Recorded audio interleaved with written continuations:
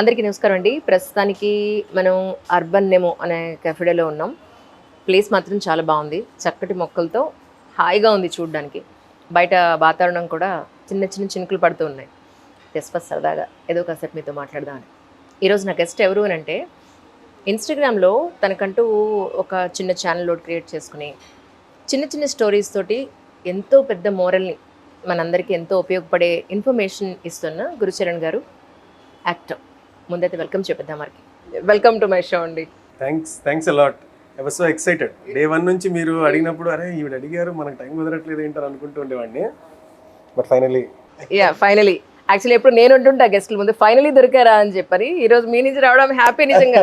ఎందుకంటే ఇప్పుడు ఎన్నిసార్లు ప్లాన్ చేసాం. ఒక రోజు ఆయన ప్లాన్ చేస్తే ఎవరికో ఒంట్లో బాగాలేదు, ఇంకో రోజు ప్లాన్ చేసి ఇటువైపు ఎవరికో బాగాలేదు. ఒక రోజు కాల్ స్ప్రెయిన్ అయింది, ఒక రోజు మీరు అవుట్ ఆఫ్ సిటీ వెళ్ళారు. మీ గురించి చెప్పరా, మా గురించే చెప్తారా? ఇటువైపు అన్నా అందుకే. ఓకే. సో ఈ రోజు కుదిరింది మనకి. ఇవాళ మార్నింగ్ కూడా ఫోన్ చేసి ఒక గంట పోస్ట్ పోన్ చేద్దామండి అన్నారు. అమ్మ ఇది కూడా అయ్యేట్ కనబడలేదు తెలుసా. నేను అడిగినప్పుడు అంత సెటప్ అంతా రెడీ పెట్టుకొని ఒక 1 hour డిలే ఉంది అంటే కొంచెం ఎందుకండి మళ్ళీ ఏమైంది అలా ఉంటది కదా. కానీ మీరు పగలబడి నవ్వారు.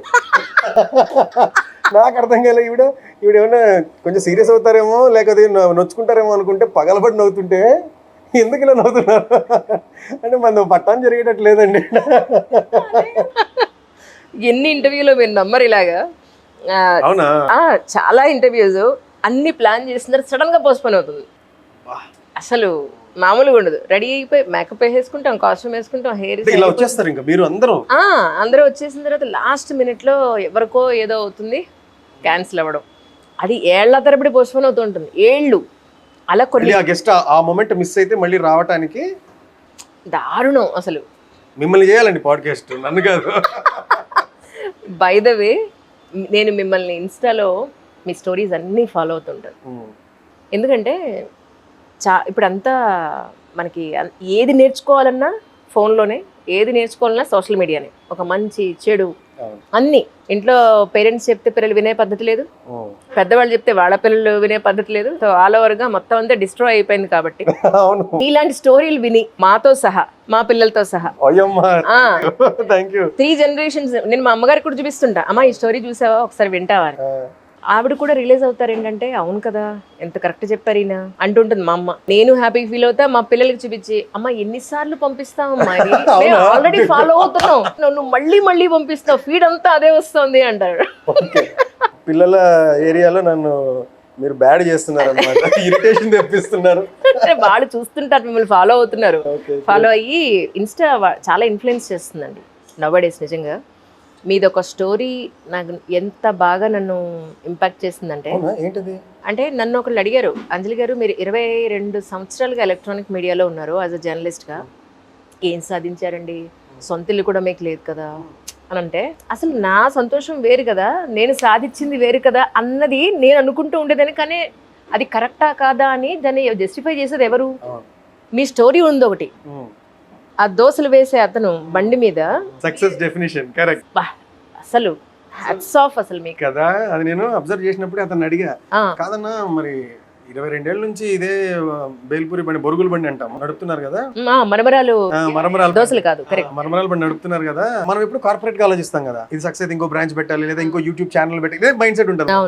అలా అడిగా ఆయన, 4-5 బండ్లు పెట్టుండొచ్చు కదా, ఇంకా సక్సెస్ అయ్యేవాడు కదా అన్న. అతను ఇదే బండి నడుపుతూ 3 ఆడపిల్లల్ని చదివించి పెళ్లి చేసా, ఇంతకన్నా సక్సెస్ ఏముంటుంది అన్నాడు. అది ఆయన భాషలో అన్నాడు కలుపుకుంటూ. నాకు అది ఎక్కడో కొట్టింది. అరే నువ్వెవరు అతని సక్సెస్ ని డిఫైన్ చేయడానికి? అంటే 4 బ్రాంచ్లు ఉంటేనే నీకు సక్సెసా? అతను ఎంత ఇబ్బంది పడుతూ నడుపుతుంటాడు. నువ్వు ఇంకొక ఐడియా చెప్పేసి నువ్వేదో తప్పు చేసేసావు అన్నట్టుగా మాట్లాడావే అని నేను అనుకున్నా. అప్పుడు నాకు ఒక moment to take a pause and think. Success అనేది పర్సనల్ థింగ్ అండి. కరెక్ట్. ఎవరి వే వాళ్ళకు ఉంటుంది. యాక్చువల్లీ అదే అంటారు చూడండి, ఎవరి కథలో వాళ్ళే వాళ్ళ హీరోలని. ఎవరి కలల కోటకి మహారాజు వడేరా, ఎగసి పడే నవాబిరి చల్లదు పోరా. నాకు అది సీతారామ శాస్త్రి ఈశ్వర్ సినిమాలో రాసిన పాట. అవును అవును. మీకు కల వస్తే అందులో ఎవరండి మెయిన్ పాత్ర? మీరే కదా. అంతే, వేరే వాళ్ళు ఉంటారు కదా, సొంత మీ తల్లిదండ్రులు కూడా ఉంటారు. మీకు కల వస్తే మీరే హీరో అందులో కదా. నిజం. వాడి కలల కోటకి మహారాజు వాడే. వాడు రక్షా దొక్కేవాడు కావచ్చు, ప్రధానమంత్రి కావచ్చు, ఎవడైనా వాడి కల వస్తే వాడే హీరో. మరి అది శాస్త్రి గారు అలా చెప్పారు. కరెక్ట్. అవును, ఈ మాల చాలా ఫేమస్ అవుతుందండి. మీరు ఎలా అసలు హౌకమ్ మీరు ఎలా కొన్నారు, ఎక్కడ కొన్నారు, ఎందుకు కొన్నారు? ఇదేదో ప్రమోషన్ అనుకుంటారు. కాదు కాదు లేదు, నాకు చాలా మంది అడిగారు యాక్చువల్లీ. కరంగుళి మాల అరుణాచలం నుంచి మా ఫ్రెండ్ అక్కడికి వెళ్తే అక్కడే ఒరిజినల్ దొరుకుతాయి అని అంటుంటారు. అక్కడ నుంచి తీసుకొని సో నమ్మారు గట్టిగా. కొంచెం ప్రశాంతత ఉంటుంది, కొంచెం ప్రశాంతత బాగా అనిపిస్తుంది. అది మీద ఉన్నప్పుడు తెలియని ఒక ఫీలింగ్ మనకే ఉంటుంది. అది నాకు తెలియని ఫీలింగ్ ఉంటుంది. ఫర్ సపోజ్ మీరు గమనించండి, జస్ట్ ఒక ఎగ్జాంపుల్ లా చెప్తాను. మీరు ఇంట్లో ఏదైనా రాసుకోవడం ఏదైనా వర్క్ నైట్ డ్రెస్లో చేశారనుకోండి, ఒక విధమైన మైండ్ సెట్ ఉంటుంది. ఇలా శారీ కట్టుకొని చేశారనుకోండి, ఇంకొక ప్రొఫెషనల్ అవుట్లుక్ లో వస్తుంది. మీకు అర్థమైందా? మన మీద ఉండేవి చాలా ఇన్ఫ్లుయెన్స్ చేస్తాయి. ఇప్పుడు ఇక్కడే నేను జుబ్బా వేసుకునో లేకపోతే ఒక ఓవర్ కోట్ వేసుకుని ఉంటే నా బాడీ లాంగ్వేజ్ వేరేగా ఉండేది. ఇప్పుడు ఇలా ఉంటే నేను జాలీగా ఇలా ఉండేది. సో ఎఫెక్ట్ చేస్తుంది. సో దీనిలో చాలా మహిమలు, కొన్ని అది కూలింగ్ ఎఫెక్ట్ అంతా ఉంది అని అందరు చెప్తున్నారు కాబట్టి అది వేసుకున్నప్పుడు నుంచి ఉందనే ఫీలింగ్ లోనే ఉన్నా. నాకు చాలా బాగుంది. మనిషికి ఒక నమ్మకం అనేది ఎంత వరకు తీసుకెడుతుంది కదండి. అది మనిషినైనా ఒక వస్తువుల్లో కూడా మనం ప్రాణాన్ని చూస్తాం. అవును మరి, లేకపోతే శివలింగాలకి అభిషేకాలు ఇవన్నీ చేస్తున్నట్టు ఎంత నమ్మకంతో ఉంటుంది. అబ్సల్యూట్లీ. కానీ మీరు అంటే ఇప్పటివరకు మీరు చాలా ఇంటర్వ్యూస్ ఇచ్చారు. నేను అవన్నీ చూసి పాయింట్స్ అని నోట్ చేసుకున్నాను. నాకు నిజంగా ఫ్రెండ్స్, నేను కూడా పాడ్కాస్ట్ ఒకటి చేస్తున్నాను కదా, అది నాకు తెలుసు ఎలా ఉంటుంది ఆ ప్రిపరేషన్ అనేది. అన్ని పాడ్కాస్ట్లు చూసి ఆల్రెడీ ఎక్కడెక్కడ మన మీడియా ప్రెసెన్స్ ఉందో చూసి ఎవరు అడగాలి అని ఒక ఛాలెంజ్ తీసుకొని నోట్స్ రాసుకొని 22 years నుంచి ఆవిడ ఉన్నారు. నేను ఎవరిని? అయ్యయ్యో, ఆవిడంతా ప్రిపరేషన్ అయ్యేటప్పుడు నేను ఎటువైపు ప్రిపేర్ అవుతున్నాను, ఎవరి గురించి ప్రిపేర్ అవుతున్నాను క్వశ్చన్ వచ్చి ఉంటుంది కదా. అయినా అనవసరం, ఒకటి చేస్తున్నాము అంటే చిన్న అయినా పెద్ద అయినా చెయ్యాలి, నా కమిట్మెంట్లో డిఫరెన్స్ ఉండకూడదని ఆవిడ చేశారు. గ్రేట్, సూపర్ అండి. అయ్యో లేదు, యాక్చువల్లీ చాలా మంది అంటారు ఏంటంటే వీళ్ళని చేస్తేనే మనకి బ్రాండ్, వీళ్ళు చేస్తేనే బ్రాండ్ అనేది.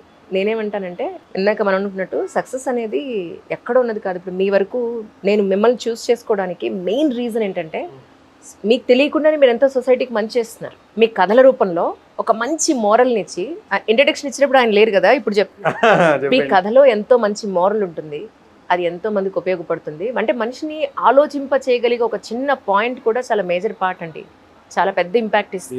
మీరు కూడా యాక్ట్రెస్ మనం ఒక సినిమాలో కలిసాం కూడా. అవును. కొంతమంది మధ్య కొత్త డైరెక్టర్స్ ఫోన్ చేసి ఒక రోల్కి ఏదైనా అడిగినప్పుడు డైరెక్టర్స్ అండి డైరెక్ట్గా కాంటాక్ట్లోకి వచ్చి మీ ఇన్స్టాగ్రామ్లో మేము చూస్తుంటామండి, చాలా ఇంప్రెసివ్గా ఉంటాయి, మీతో వర్క్ చేయాలని మాకు అనిపిస్తుంది, వీఆర్ ఇన్స్పైర్డ్, కొంతమంది అయితే వీఆర్ యువర్ ఫ్యాన్స్ అని చెప్పి కూడా పరిచయం చేస్తున్నారు డైరెక్టర్స్. మనం యాక్టర్ గా ఉన్నప్పుడు డైరెక్టర్ అంటే సార్ చెప్పండి సార్ అలా అలవాటైపోయింది. అవతల వైపు నుంచి డైరెక్టర్ లాంటి వాడు ఒక వ్యక్తి నేను మీకు అభిమానినండి అని చెప్పినప్పుడు ఎలా అయిపోతాం మనం, అసలు టూ మచ్ హంబ్లింగ్ అనమాట. అలాంటి ఒక ఎఫెక్ట్ ఇచ్చిందని నాకు అలాంటి వాళ్ళు చెప్తున్నప్పుడు తెలిసింది.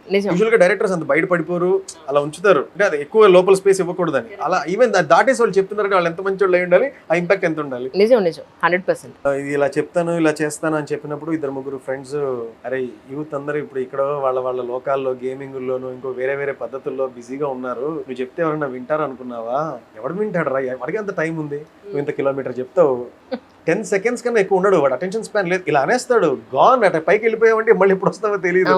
సో అలాంటప్పుడు ఇంత ఎఫర్ట్, ఎడిటింగ్, రాసుకోవడం, ప్రాక్టీస్ ఎందుకు అవన్నీ అని అన్నారు. అంటే నాకు ఒక్క సెకండ్ అవునా అనుకున్నా. దాని తర్వాత ఎవరన్నా ఇలాంటివి చెప్తే నేను చూస్తాను కదా, నేను ఇష్టంగా చూస్తాను కదా, నేర్చుకుంటా కదా. నాలంటూ 100 మందిలో ఇద్దరు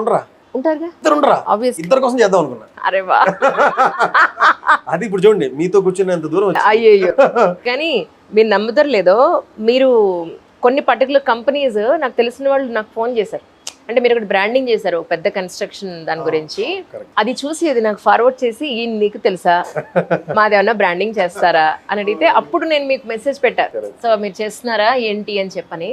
బట్ కానీ మీ ఇన్స్టా అకౌంట్ మాత్రం వెరీ బిగ్ ఇంపాక్ట్ అండి, thank you, in all aspects. Absolutely. అంటే ఒక్కొక్కసారి చూసినప్పుడు మనం ఏదో ఎక్స్పెక్ట్ చేస్తాం, ఇది బాగా వెళ్తుందిరా అని అనుకుంటా. ఎందుకంటే ఈ నెంబర్ గేమ్ లో పడిపోయి ఇన్నాళ్ళు రానిదే అందుకండి. నేను ఈ నెంబర్ గేమ్ లోకి వచ్చాక నెక్స్ట్ ఇన్ని మిలియన్స్ కొట్టాలి, ఈ thumbnail పెట్టాలి, నెక్స్ట్ ఈ టాపిక్ కొట్టాలి, ఇవి ఉంటది. నేను I'm an actor by choice. నేను అమెరికాలో ఉద్యోగం వదిలేసి అక్కడ నుంచి ఇక్కడికి వచ్చింది యాక్టర్ అవ్వాలని. కానీ యాక్టర్ గా ఆ జర్నీ సీరియల్స్ లో చాలా బాగా నడిచింది. దాని తర్వాత నేను సినిమాల్లోకి రావాలనుకున్నాను, కంఫర్ట్ జోన్ వదిలేసి సినిమాల్లోకి రావాలనుకున్నాను, సినిమాల్లోకి వచ్చాను.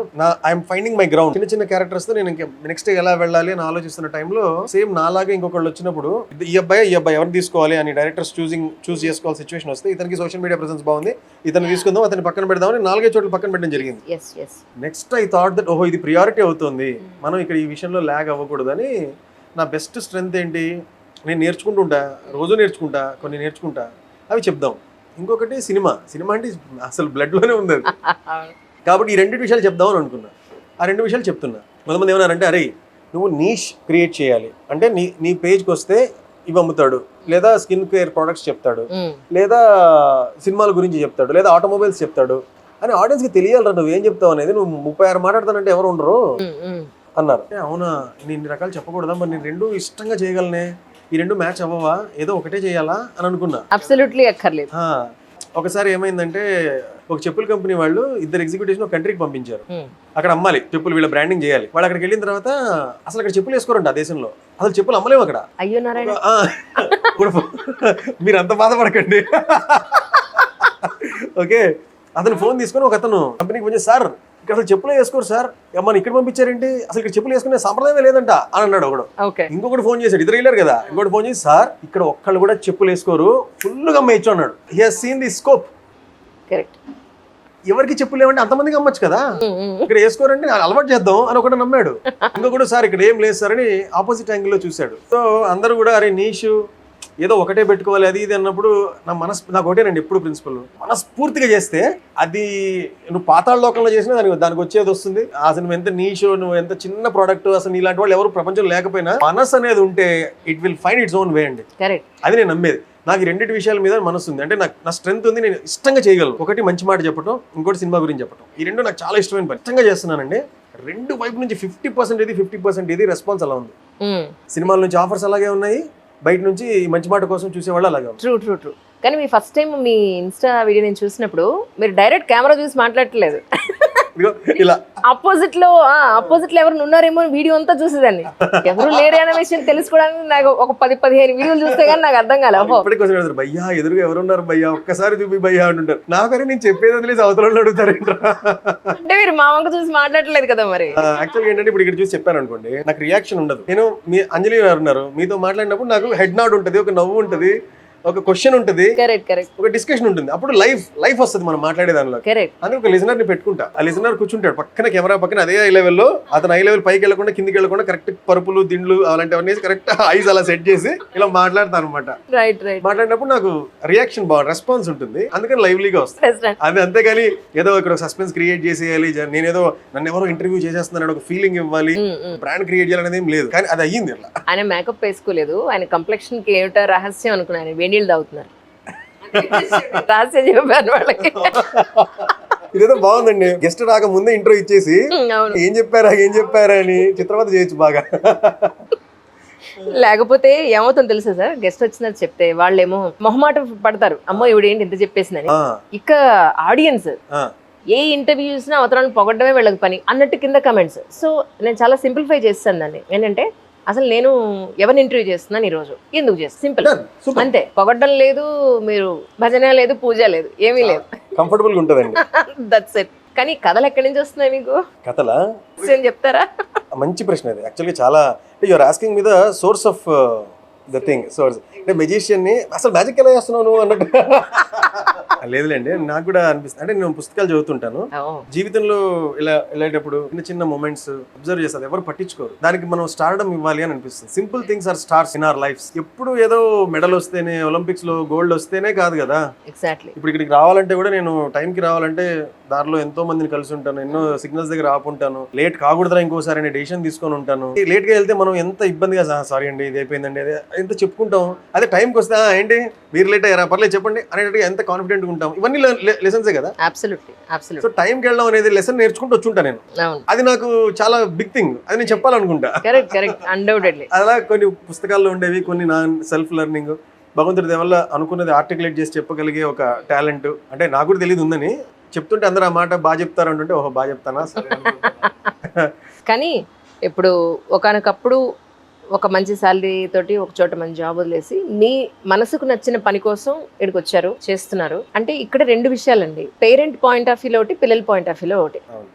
అందరూ చెప్తారని మనసుకు నచ్చిన పని చేయండి, మీరు మనసుకు నచ్చిన పని మీద అన్న విషయంలో కూడా మీరు ఒక చేశారు, షార్ట్ వీడియో చేశారు. నాకు అనిపించింది యాజ్ ఎ పేరెంట్ వైపు నుంచి నేను క్వశ్చన్ అడుగుదాం అనుకో. తగులుకోండి, నాకు తెలుసు మీతో మామూలుగా ఉంటుందని తెలుసు. కానీ పేరెంట్స్ చాలా లైఫ్ ని చూసుంటారు, ఎక్కడెక్కడ ఏ అవకాశాలు వస్తాయి, వీడికి ఎంత ఇన్కమ్ వస్తే వీడి లైఫ్ ఎంత బాగుంటుంది, ఎంత సేవింగ్ చేసుకోగలుగుతాడు, ఫర్దర్ ఫ్యూచర్ అంతా వీళ్ళు ఆలోచించి సెక్యూర్డ్గా ఆలోచిస్తారు. పిల్లలు ఏంటంటే అంత జీవితాన్ని చూడరు కదా, నాకు ఇదే ఇష్టం నేను ఇదే చేస్తానంటారు. బట్ అందులో వాడికి ఎంత లైఫ్ ఉందని వాడికి తెలియదు. పేరెంట్స్ తెలుస్తుంది, అయ్యో ఇందులో వీడికి ఇంతే స్కోప్ ఉంది కదా, ఇంతకు మించి మీరు మళ్ళీ ఇంత వెయిట్ చేయాల్సి ఉంటుందేమో, ఈలోగా ఇంత టైం అయిపోతుందేమో అన్న భయం ఉంటుంది పేరెంట్స్. ఎస్పెషల్లీ మీరు ఎంచుకున్న ఈ ఆర్ట్ ఫీల్డ్ ఏదైతే ఉందో, ఆర్ట్ ఫీల్డ్ మీద మనం డిపెండ్ అయ్యి లైవ్లీహుడ్ మనం చేయలేము అని మీరు ఈ యూట్యూబ్ అనేది లేదంటే ఇన్స్టా అనేది మొదలు పెట్టారని అనుకోవచ్చా యాక్చువల్గా? ఎస్, అంటే నేను యాక్చువల్గా అది ఆలోచించలేదు. చేసుకుంటూ వెళ్తే అన్ని జాయిన్ అవుతూ వచ్చాయి. దీని నుంచి లైవ్లీహుడ్ ఉండాలి అని అనుకోలేదు. ఇది యాక్టింగ్ నుంచి లైవ్లీహుడ్ ఓకే, అంటే ఇన్స్టా యూట్యూబ్ గురించి చెప్తున్నా. అంటే అక్కడ మీకు కష్టం లేదా? ఇక్కడ ఒకప్పుడు ఎవరికైనా సరే ఒక సినిమా వస్తుంది, సక్సెస్ అవుతాము. బాహుబలిలో చేసిన వాళ్ళకి కూడా రెండో సినిమా రావడానికి చాలా ఏళ్లు పడుతుంది. అలా అంత హెవీ కాంపిటీషన్ ఉన్న ప్రెసెంట్ సిచ్యువేషన్స్ లో ఇది మెయిన్ లైవ్లీహుడ్ అంటే కష్టం కదా. That's what I mean to say. Correct. నేను I have learned my lessons. అది నేను నమ్మేవాడిని. మళ్ళీ చిన్న కథలాగా చెప్పాల్సి. ప్లీజ్ ఏంటి మీరు గెస్ట్ ని పిలిస్తే అతను కథలు పడుతున్నాడు అనుకుంటా.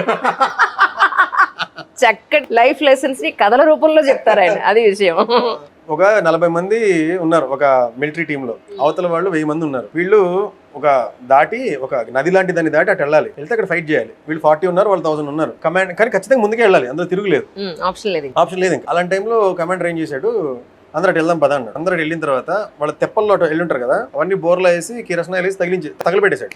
ఇప్పుడు వాళ్ళకి మైండ్ లో మనం మళ్ళీ సైల్ బ్యాక్ అవ్వచ్చు అనే థాట్ లేదు, ఎందుకంటే తెప్పలేవు, ఇంకా వెళ్ళాము ముందుకే. ఇంకా సో వాళ్ళు ఇంకా ప్రాణం పణంగా పెట్టి పోటాడాలి కదా.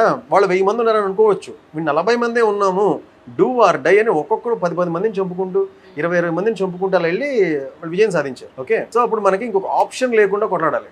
అంటే ఇప్పుడు మనం ముక్కు మూసుకున్నాం అనుకోండి, ఊపిరి ఆడలేదు అనుకోండి, నా కార్ మీద ఎవరైనా గీతేసారా, నేను చెప్పిన టిఫిన్ ఇంకా రాలేదేంటి, అలా ఆలోచిస్తామా? ఊపిరి ఎప్పుడు అందుతుందనే ఉంటుంది కదా మనసులో. ఆ ఊపిరే మన ఫోకస్ అయ్యి ఉండాలి అనేది ఆ కమాండర్ తీసుకునే decision. So burn your boats అనేది ఒక సేయింగ్ అనమాట. సో నేను అలాగే అనుకున్నా, అరే ఇంకొక ఆప్షన్ ఉండి ఇంకొక అర్నింగ్ ఉంటే నేను అటువైపు వెళ్ళిపోతాను. ఏమో చెప్పలేం కదా, నా ఫోకస్ మిస్ అయిపోవచ్చు. కరెక్ట్. కాబట్టి నేను ఇంకో అర్నింగ్ పెట్టుకోను, ఇంకెక్కడ పని చేయను, యాక్టింగే అందులోనే చావో రేవో అన్నట్టు దూసుకెళ్ళాలి అని నా మొదటి నిర్ణయం ఉండింది. కానీ ఇప్పుడు రాంగా దాన్ని కొంచెం మనము ఫ్లెక్సిబుల్ గా మార్చుకొని ఉండాల్సిందే అని అనిపిస్తుంది. మనం ఏదైనా మంచి మాట చెప్పినప్పుడు నచ్చితే దాన్ని పాటిస్తాము, కానీ అది మనకి వర్క్ అవుతుందా, అతనికే వర్క్ అయిందని కూడా మనం ఆలోచించాలి. ఎగ్జాక్ట్లీ. ఒకటి నేను చెప్తాను, అది నాకు వర్క్ అయి ఉండొచ్చు, మీ వాక్ ఆఫ్ లైఫ్ ఏంటో, మీ తల్లిదండ్రులు ఎక్కడ ఉన్నారో, మీ ఆర్థిక స్తోమత ఏంటో, మీ సిబ్లింగ్స్ ఏంటో, మీ బాధ్యతలు ఏంటో మీకే తెలుసు కదా. నేను ఒక మంచి మాట చెప్పగలను, అది అప్లై చేసుకోవడంలో మీ విఘ్నత. Absolutely correct. కానీ మీ విషయంలో ఏమైనా తెలుసా మీకు, ఒకవేళ అక్కడ మీకు డిలే అయిన అవకాశాలు రావడం మీ ఇన్స్టా వల్ల, ఇప్పుడు మీ జనాలకు ఎంత దగ్గరగా ఉన్నారో ఇది కూడా మీకు మళ్ళీ అవకాశాలు తెచ్చిపెట్టాం. కరెక్ట్. పక్కన నాకు సర్ప్రైజింగ్ ఉంది. మైండ్ లో చాలా బ్లాక్స్ ఉండేవండి. అమ్మో నేను యూట్యూబర్ అనుకుంటారేమో, వీడెవడో ఇన్స్టాగ్రామర్ రా, మన సినిమాగా తీస్తుంది, ఇతన్ని పెట్టుకోవడం ఏంటి, ప్రతి ఒక్క ఇన్స్టాగ్రామర్ తెర మీదకి వచ్చేస్తాడా ఏంటి, ఇలా అనుకుంటారేమో. నేను ఇన్స్టాగ్రామర్ కాదు కదా. ఈవెన్ సీరియల్స్ చేసేవాళ్ళు కూడా సీరియల్స్ చేసేవాళ్ళు కూడా చెప్తారు, అక్కడి నుంచి వచ్చాం కదా, వినుంటాము. అమ్మో వీడు సీరియల్ రా అని తీసేస్తారేమో, సినిమా అంటే గొప్పగా ఉండదు, ఇద్దరు లోకల్ ఆర్టిస్టులు పెట్టుకుంటే ఎలాగని థాట్ ఉంటుందేమో వాళ్ళకి అని. చాలా ఓవర్ థింకింగ్, బ్లాగ్స్ ఇవన్నీ చాలా ఉండేవి. కానీ ఎప్పుడైతే ట్రెండ్లోనే అది వచ్చేసిందో, అమ్మయ్య ఓకే రా, నో ప్రాబ్లం, మనం చేసుకోవచ్చు అని చేసుకున్నప్పుడు ఫుల్ ఎక్స్ప్రెషన్ అండి. మనసులో చెప్పాలనుకున్నవి, చెప్పుకోవాలనుకున్నవి అంత ఎక్స్ప్రెషన్. ఇంకో విషయం ఏంటంటే, మనం చెప్పాలనుకోవచ్చు, చెప్పొచ్చు కూడా, కానీ రిసీవర్ ఒక వినాలి కదా ఎవరన్నా. శాస్త్రి గారు రాసినట్టు వినేవారు లేక విసుక్కుంది కేక అన్నట్టు, ఎంత గట్టిగా అరిచినా వినేవారు లేకపోతే అరిచి ఏం చెప్పినా అలా అనుకోకుండా భగవంతుడి దయ వల్ల రిసెప్షన్ చాలా బాగుంది. ఏదైనా 4 మాటలు చెప్తే జనాలు విని గుడ్ బ్యాడ్ అగ్లీ చెప్తున్నారు. అది కూడా ఉండి నాకు ఇప్పుడు ఎంత హాయిగా ఉందంటే, అందరికి థ్యాంక్స్. చూసి ఇలా ఫాలో కొట్టి గుడ్ బ్యాడ్ కామెంట్స్ అన్ని చెప్పిన వాళ్ళకి అందరికి థ్యాంక్స్. అవును, ఎక్కడ ఎందుకు 30/21 వెబ్ సిరీస్ లో ఆయన అవకాశాల కోసం ఎదురు చూస్తూ దగ్గర 12 ఏళ్ళు 13 ఏళ్ళు ఇంకా ఎక్కువైందో, ఇప్పుడు అవకాశాలు వస్తున్నాయి. సో నేనేమనుకుంటున్నా అంటే, నాకు మనం యాక్టింగ్ నుంచి ఎంత సంపాదించగలం, తక్కువే వస్తుంది చాలా. అయినప్పటికీ ముందుకు తీసుకెళ్ళాం, చాలా ముందుకు తీసుకెళ్ళాం, బ్లడ్ పెట్టి తీసుకెళ్ళాం. అలాంటప్పుడు ఒకసారి ఏమవుతుందంటే, ఏదన్నా 1000 రూపాయలు చొక్కా కొనుక్కోవాలి, భలే ఉందిరా, మన మీద బాగుంటుందిరా అని అనిపించినప్పుడు అంత ఉండదు. 175 190 ఉంటే తీసుకుందాంలే, ఎలాగో మనకు భగవంతుడు ఓ హైటో ఓ కాంప్లెక్షన్ ఏదో ఇచ్చాడు, వేసుకుంటే ఏదో 500 కనపడుతుందేమోలే, ఆ పాస్ అయిపోద్దులే మన మీదకి వస్తే అని అనుకుని మనమే కొన్ని గ్రేస్ మార్కులు వేసుకొని, ఎప్పుడైనా ఆఫర్ ఉంటే 190 210 ఒకసారి 399 ఉంటే, అమ్మో 399 అంటే 400 అలా ఆలోచించి చేసుకోవాలి. మంచి హెయిర్ స్టైలింగ్ ఒక షాప్ కి వెళ్ళాలనిపిస్తుంది. ఎందుకంటే మన ఇండస్ట్రియల్ లుక్స్ అనేవి ఎక్కువ చాలా ఇంపార్టెంట్. వచ్చే దాంట్లో 80% మెయింటెనెన్స్ వెళ్ళిపోతుంది, బట్టలు, హెయిర్, స్కిన్. అలాంటివి ఏం చేసుకోలేకపోయా, ఎందుకంటే మా టైట్ అర్నింగ్స్ ఉండడం వల్ల పర్లేదులే ఏం కాదులే భగవంతుడు మీకు అంత మంచి కంప్లెక్షన్ ఇచ్చేసాడు, మీకు అసలు దీంతో స్కిన్ కి మీరు పెట్టాల్సిన పనే లేదు. అలాంటివేవో కొన్ని బ్లెస్సింగ్స్ ఉండడం వల్ల అసలు నిజంగా చెప్పాలంటే మీరు తప్పుగా అనుకోకండి, నాకు మీలాంటి వాళ్ళు చెప్తే గానీ కాంప్లెక్షన్ బాగుందా నాకు తెలియదు, అయ్యో నిజంగా తెలియదు. హెయిర్ అసలు మీరు చూసుకోవాల్సిన పని లేదు, హైట్, పర్సనాలిటీ, మీరు చాలా చక్కగా మీ ఫిజిక్ ని చాలా ఫిట్ గా ఉంచుకున్నారు. సో వీటికి అదృష్టానికి మీకు దీనికి పెట్టి అదొకటి. మళ్ళీ జిమ్ లో జాయిన్ అవ్వాలంటే 1000 రూపాయలు ఉండేది కాదండి అప్పుడు నేను డిసైడ్ ఎలా అనుకున్నప్పుడు 1000 రూపాయలే వాళ్ళ దగ్గరికి వెళ్ళి రిక్వెస్ట్ చేసేవాడిని, ముందు కట్టి జాయిన్ అవ్వకుండా మొత్తం 30 రోజులు వాడుకున్నాకంటే అప్పుడు పే చేస్తాను, అవును అవును 30 రోజులు టైం ఇవ్వండి, నాకు మీ టైం ఇస్తే నాకు అక్కడ టైం లేదు అనేవాడిని. ఒప్పుకోరుగా. అసలు అక్కడ ఎవరన్నా బేరం పడతాడండి జిమ్ లో, నేను చేయాల్సి వచ్చింది. నేను కూడా వేరే పడతా. అవునా? అంటే ఇంత కట్ట ఒకే కూటి పక్షుల్లాగా అంటే అలా కాదు, మీరు కట్టేటప్పుడు ప్రీమియం కట్టేటప్పుడు 16,000 నుంచి 14 చేసుకుని అనొచ్చు, కానీ నేనేమి కట్టను, 30 రోజులు వాడుకున్నా కడతాను అని ఎవరన్నా అంటారా? దేవుడి దేవల్ల సినిమా థియేటర్లోనూ పెట్రోల్ బంకుల్లోనూ అప్పులు లేవు అంతే, లేకపోతే వాళ్ళతో కూడా భయ్యా షూటింగ్ వెళ్ళొచ్చి కన్వీన్స్ రాగానే ఇచ్చేస్తా. అలాంటి ఒక ఫేజ్ లో అంత టైట్ గా నడుస్తున్న టైంలో మనం మన కోసం అంటూ ఏం చేసుకోలేం కదా, చేసుకోలేం. దానివల్ల చాలా లుక్స్ పరంగా కానీ ఇంకొకటి మంచి ఫుడ్ తినాలని ఉంటుంది, ఆల్మండ్స్ ఏవో తినాలంటుంది, అవన్నీ ఎక్కడ పెట్టుకోగలమండి మనం, అలాంటి స్థితి ఉండింది. ఏది ఇంత టైట్ గా పెట్టుకున్నాను కాబట్టి.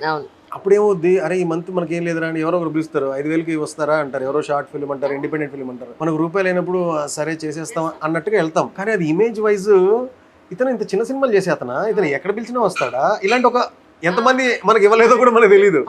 ఇమేజ్ మెయింటెనెన్స్ అనేది ఒకటి ఉంటుంది కదా, ఇప్పుడు బాగా చూసేసిన ఫేస్ ని సినిమాలో తీసుకోవడానికి, ఎప్పుడు లేని కొత్త ఒక హీరోయిన్ లాంచ్ చేయడానికి ఆ ఫ్యాక్టర్ ఉంటుంది కదా. సో అట్లా మనం రొటీన్ కొట్టుడులో ఫేస్ అయిపోతామా, ఇవన్నీ బ్లాక్ లో నిజాల్లో తెలీదు. కానీ మన జీవితం 10 ఏళ్ళు గడిచాక ఆ రోజు ఆ మిస్టేక్ చేయకుండా ఉండాల్సింది అని అనుకుంటాం. అలాగే ఏం మిస్టేక్లు చేస్తున్నాము అని అనుకుని అలా ఇబ్బంది పడ్డాను కొద్దిగా. నేను ఎప్పుడైనా ఇన్వెస్ట్ చేసి డబ్బుల గురించి ఆలోచించకుండా అప్పైనా సరే ఏదో ఒకటి చేసి లేదా ఇంకోటి ఏదైనా బిజినెస్ ఏదైనా పెట్టి ఇవన్నీ ఈ కోరికలు ఏవైతే ఇండస్ట్రీ డిమాండ్ చేస్తుందో అవి కేటర్ చేసేసి ఉంటే అయిపోయేది అనిపిస్తుంది. బట్ కెనాట్ సే హైపోథెటికల్ అండి, ఆ రోజు అలా జరుగుంటే బాగుండంటే అలా అనుకుంటే అనవసరం, అది ఏం జరిగినది మన మంచికి అని అనుకుంటే ముందుకు వెళ్ళిపోతుంది. దీని కూడా స్టోరీ ఉంది, తర్వాత చెప్తా. లేదు ఇప్పుడే చెప్పండి ప్లీజ్, తర్వాత వద్దు. అయ్యో బాబాయ్, మొత్తం నా ఇన్స్టాగ్రామ్ రీల్స్ అన్ని ఇక్కడే లాగేస్తున్నారు. మీరు కట్ చేసి అందులో పోస్ట్ చేసుకుంటారు అంతేనంట, మీకు రా ఫుటేజ్ ఇస్తాను. కాపీరైట్ వేయకూడదు మరి, ఛాన్సే లేదు. చెప్తా మళ్ళీ చెప్తా. కానీ నిజంగా అంటే చిరంజీవి గారికి మీరు చెప్పినట్టు ఇష్టపడే ఉన్నానండి నేను, ఏ రోజు కష్టపడలేదన్న డైలాగ్. నేనేమన్నంటే ఆ రోజు కష్టపడిన రోజులు ఉన్నాయి సార్, బాధపడిన రోజులు లేవు అని. కానీ అంటే చెప్తాము, కానీ నిజంగానండి నేను ఎప్పుడు బాధపడలేదు. ఇదో ఈ కష్టాలు ఉంటాయి కానీ ఏంట్రా ఇక్కడ ఇరుక్కుపోయాం, ఉద్యోగం చేసుకున్నా బాగుండు, ఇన్ని బాధ ఎప్పుడు లేదు. బాధ అనేది లేదు, కష్టాలు ఉన్నాయి, అన్డౌటెడ్లీ ఉన్నాయి. ఒకసారి డబ్బింగ్ చెప్తే 100 రూపాయలు వస్తే 50 రూపాయలు పెట్రోల్, 40 రూపాయలు 2 వీలర్ మీద బండి తీసుకుని 50 రూపాయలు. కానీ ఫ్లైఓవర్ కింద ఫ్రైడ్ రైస్ ఏదో ఉంటుంది, ఇంకా అప్పుడు హెల్త్ పాడు అవన్నీ ఏమున్నాయి, ఆయలేదు పొట్టలోకి వెళ్ళాలంతే, అలా అంత ఇబ్బంది పరిస్థితులు ఉన్నాయి. ఓకే, కానీ అప్పుడు ప్రైడ్ ఉంటుంది. నేను డబ్బింగ్ చెప్పి వచ్చాను అంటే డబ్బులు ఇస్తున్నా మర్చిపోయి వచ్చేవాడిని, అరే ఈరోజు కుమ్మేశాను రా, డబ్బులు కన్వెన్స్ అయితే ఇస్తారు కదా డబ్బింగ్ అయ్యాక, మర్చిపోయి వచ్చేవాడిని. ఆ థింకింగ్ లో చెప్పాను, ఆ మాడ్యులేషన్ చేశాను, ఇది వచ్చిన సీన్ అదిరిపోతే ఈ మైండ్ లో వచ్చేసేవాడిని. సో ఆ ప్రైడ్ ఉంటుంది. ఇప్పటికీ కూడా ఒకటే పెట్టుకున్నా, ఇక్కడ సంతోషం ఉండాలి చాలు. Very happy. మీ కంప్లెక్షన్ అమ్మగారిదా నాన్నగారిదా? అమ్మదే అనుకుంటా. అమ్మగారే తెల్లగా ఉంటారంటున్నారు, ఇప్పుడు నాన్నగారు తెలుపు కాదన్నమాట విషయం. అది అంటే మొత్తం బుద్ధి, సినిమా నుంచి డీటెయిలింగ్ ఇదంతా నాన్నగారి వల్ల. అమ్మో, ఆయన కళ్ళు, ఆయన బ్రెయిన్ అసలు అన్ఇమాజినబుల్. ఇప్పటికీ కూడా చూస్తే ఎవరు గమనించింది ఒకటి గమనిస్తారు, పాసిబుల్ మీకు ఇది అని అనుకుంటాను. అంటే మీకన్నా ముందు ఫిల్మ్ ఇండస్ట్రీలో ఎవరు ఉన్నారండి? ఎవరు లేరు. మీదే ఫస్ట్ స్టెప్. నేనే ఫస్ట్. ఏమన్నారు మీ రిలేటివ్స్, ఫ్రెండ్స్, ఎందుకురా సినిమాలు అనవసరంగా వెళ్తే చెడిపోతావు అన్నారా? ఇనిషియల్ గా నీకు జాబ్ అంటే 100 మందిలో ఒకటిగా వచ్చేస్తుంది, కానీ ఇండస్ట్రీలో 1000 మంది ఉంటారు ఒక రోల్కి, నీకే రావాలని ఏముంది, కాబట్టి చాలా కష్టము అది ఇది అన్నారు. సరే, నేను ఇప్పుడు ఒకటే అనుకున్నానండి, డెత్ బెడ్ మీద ఉంటారు అనుకోండి 90 years 80 years, వాళ్ళు మాట్లాడిచ్చండి మీరు, వాళ్ళు ఏనాడు కూడా నాకు ఎక్కువ శాలరీ వచ్చి ఉంటే బాగుండు, నేను ఇంకా ఎక్కువ సంపాదించుంటే బాగుండు అన్నారు. మా పిల్లలతో బాగా గడుపుంటే బాగుండు, నాకు చిన్న బిజినెస్ పెట్టాలని ఉండిందిరా, అది పెట్టలేకపోయానరా, ఉండిపోయిందిరా, అరే నాటకం మీద వేషం కట్టాలని ఉండిందిరా, ఇప్పటిదాకా కట్టలేకపోయానరా, ఏముంటాయి చిన్న చిన్న అవి కదా, అక్కడ దాకా వెళ్ళాలా ఏంటి, మనం ముందే చేసేసుకుంటే ఎవడు మనల్ని అడగడం, మన జీవితానికి మనమే రెస్పాన్సిబిలిటీ. సో మళ్ళీ గడిస్తే మళ్ళీ రాదు కదండి, అంతే అంతే అంతే. అందుకే ఇప్పుడే చేయాలనుకున్నాను. కానీ కొంతమందే ఉంటారు డబ్బే ప్రధానంగా బతికేవాళ్ళు, కొంతమంది ఏంటంటే మనసు కోసమే బతుకుతారు. అన్డౌటెడ్లీ. అన్డౌటెడ్. ఆయన స్టీవ్ జాబ్స్ చనిపోయినప్పుడు లాస్ట్ లేఖ ఏం రాశాడు, నేను ఇన్నాళ్ళు చేసింది ఏదో నన్ను సక్సెస్ అనుకుంటున్నారా, నేను ఒక పెద్ద ఫెయిల్యూర్ని, ఇది కాదు జీవితం, మీరు వెళ్ళి చిన్న చిన్న మూమెంట్స్ మీ పిల్లలతో వర్షంలో ఫుట్బాల్ ఆటాలు, మీ అమ్మ పకోడీలు వేస్తుంటే పక్కన కూర్చొని ఏడిపించడాలు అవి చేసుకోపోండి అని చెప్పాడు. అంటే ఎగ్జాక్ట్ ఇది కాదు, అవేరా మూమెంట్స్ అని చెప్పాడు. అంత బతికి ఐఫోన్లు, ఇగో 2 ఉన్నాయి ఐఫోన్లు, ఐమ్యాక్లు ఏవేవో కనిపెట్టాడు ఆయన, ప్రపంచాన్ని శాసించాడు. ఆయన చనిపోయేటప్పుడు చెప్పిన మాటలు ఇది కానే కాదురా జీవితం. ఆయన మంచం మీద అంటే బెడ్ రిడన్ అయినప్పుడు హాస్పిటల్లో సీరియస్గా ఉన్న టైంలో ఆయన పక్క నుండి ఆయన కోసం ఉన్న మనిషి ఒక్కడు కూడా లేడు అని ఆయన అన్న వర్డ్ pretty much possible అండి, pretty much possible. నిజంగా ఒకసారి అనిపిస్తుంది భగవంతుడి దేవలో మనకు పెద్ద డబ్బులు లేవులే అని. నేను కూడా అనుకున్నాను, అవసరానికి మించి డబ్బులున్నాయా, ఇట్ లీడ్స్ టు సమ్వేర్. అంతే కరెక్ట్. అనవసరమైన అలవాట్లు, అనవసరమైన ఎక్స్పెండిచర్, లేని పోని దానితో ఆకలి మీద ఉంటామా, మన కోరికలు చాలా అక్కడ ఉంటాయి. ఇక్కడ ట్రాక్ లో టపక్క నడిమంత్ర సిరిలాగా వచ్చింది అనుకోండి, ఆకలి తీర్చుకోవడానికి 5 ఏళ్ళు అవుతుందా, ఆలోగా మీరు ఇటో ఉంటారు. ఇట్లా వెళ్తున్నారు అనుకోండి, ఇటు అయిపోతారు. మీరు ఇంత ప్యాషనెట్ గా అక్కడ కూర్చోరు, నేను ఇంత ప్యాషనెట్ ఇక్కడ కూర్చోను. అందుకే చిరంజీవి గారిని నేను అంత రోల్ మోడల్ గా తీసుకోవడానికి ముఖ్యమైన కారణం ఏంటంటే, ఆయన చూడండి డబ్బు లేదు, ఆయన చూడని పేరు లేదు, ఆయన ఇప్పటికీ ఎంత సిన్సియర్ గా ఉంటాడు.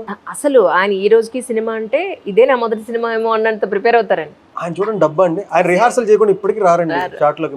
నేను విశ్వంబర చేశాను కదా, ఆయనతో వర్క్ చేయడం ఏదో సినిమాలో పని చేయడం కన్నా కూడా ఆయన జస్ట్ అలా దూరం నుంచి చూస్తుంటే ఒక పర్సనాలిటీ డెవలప్మెంట్ బుక్ చదువుతున్నట్టు ఉంటుంది.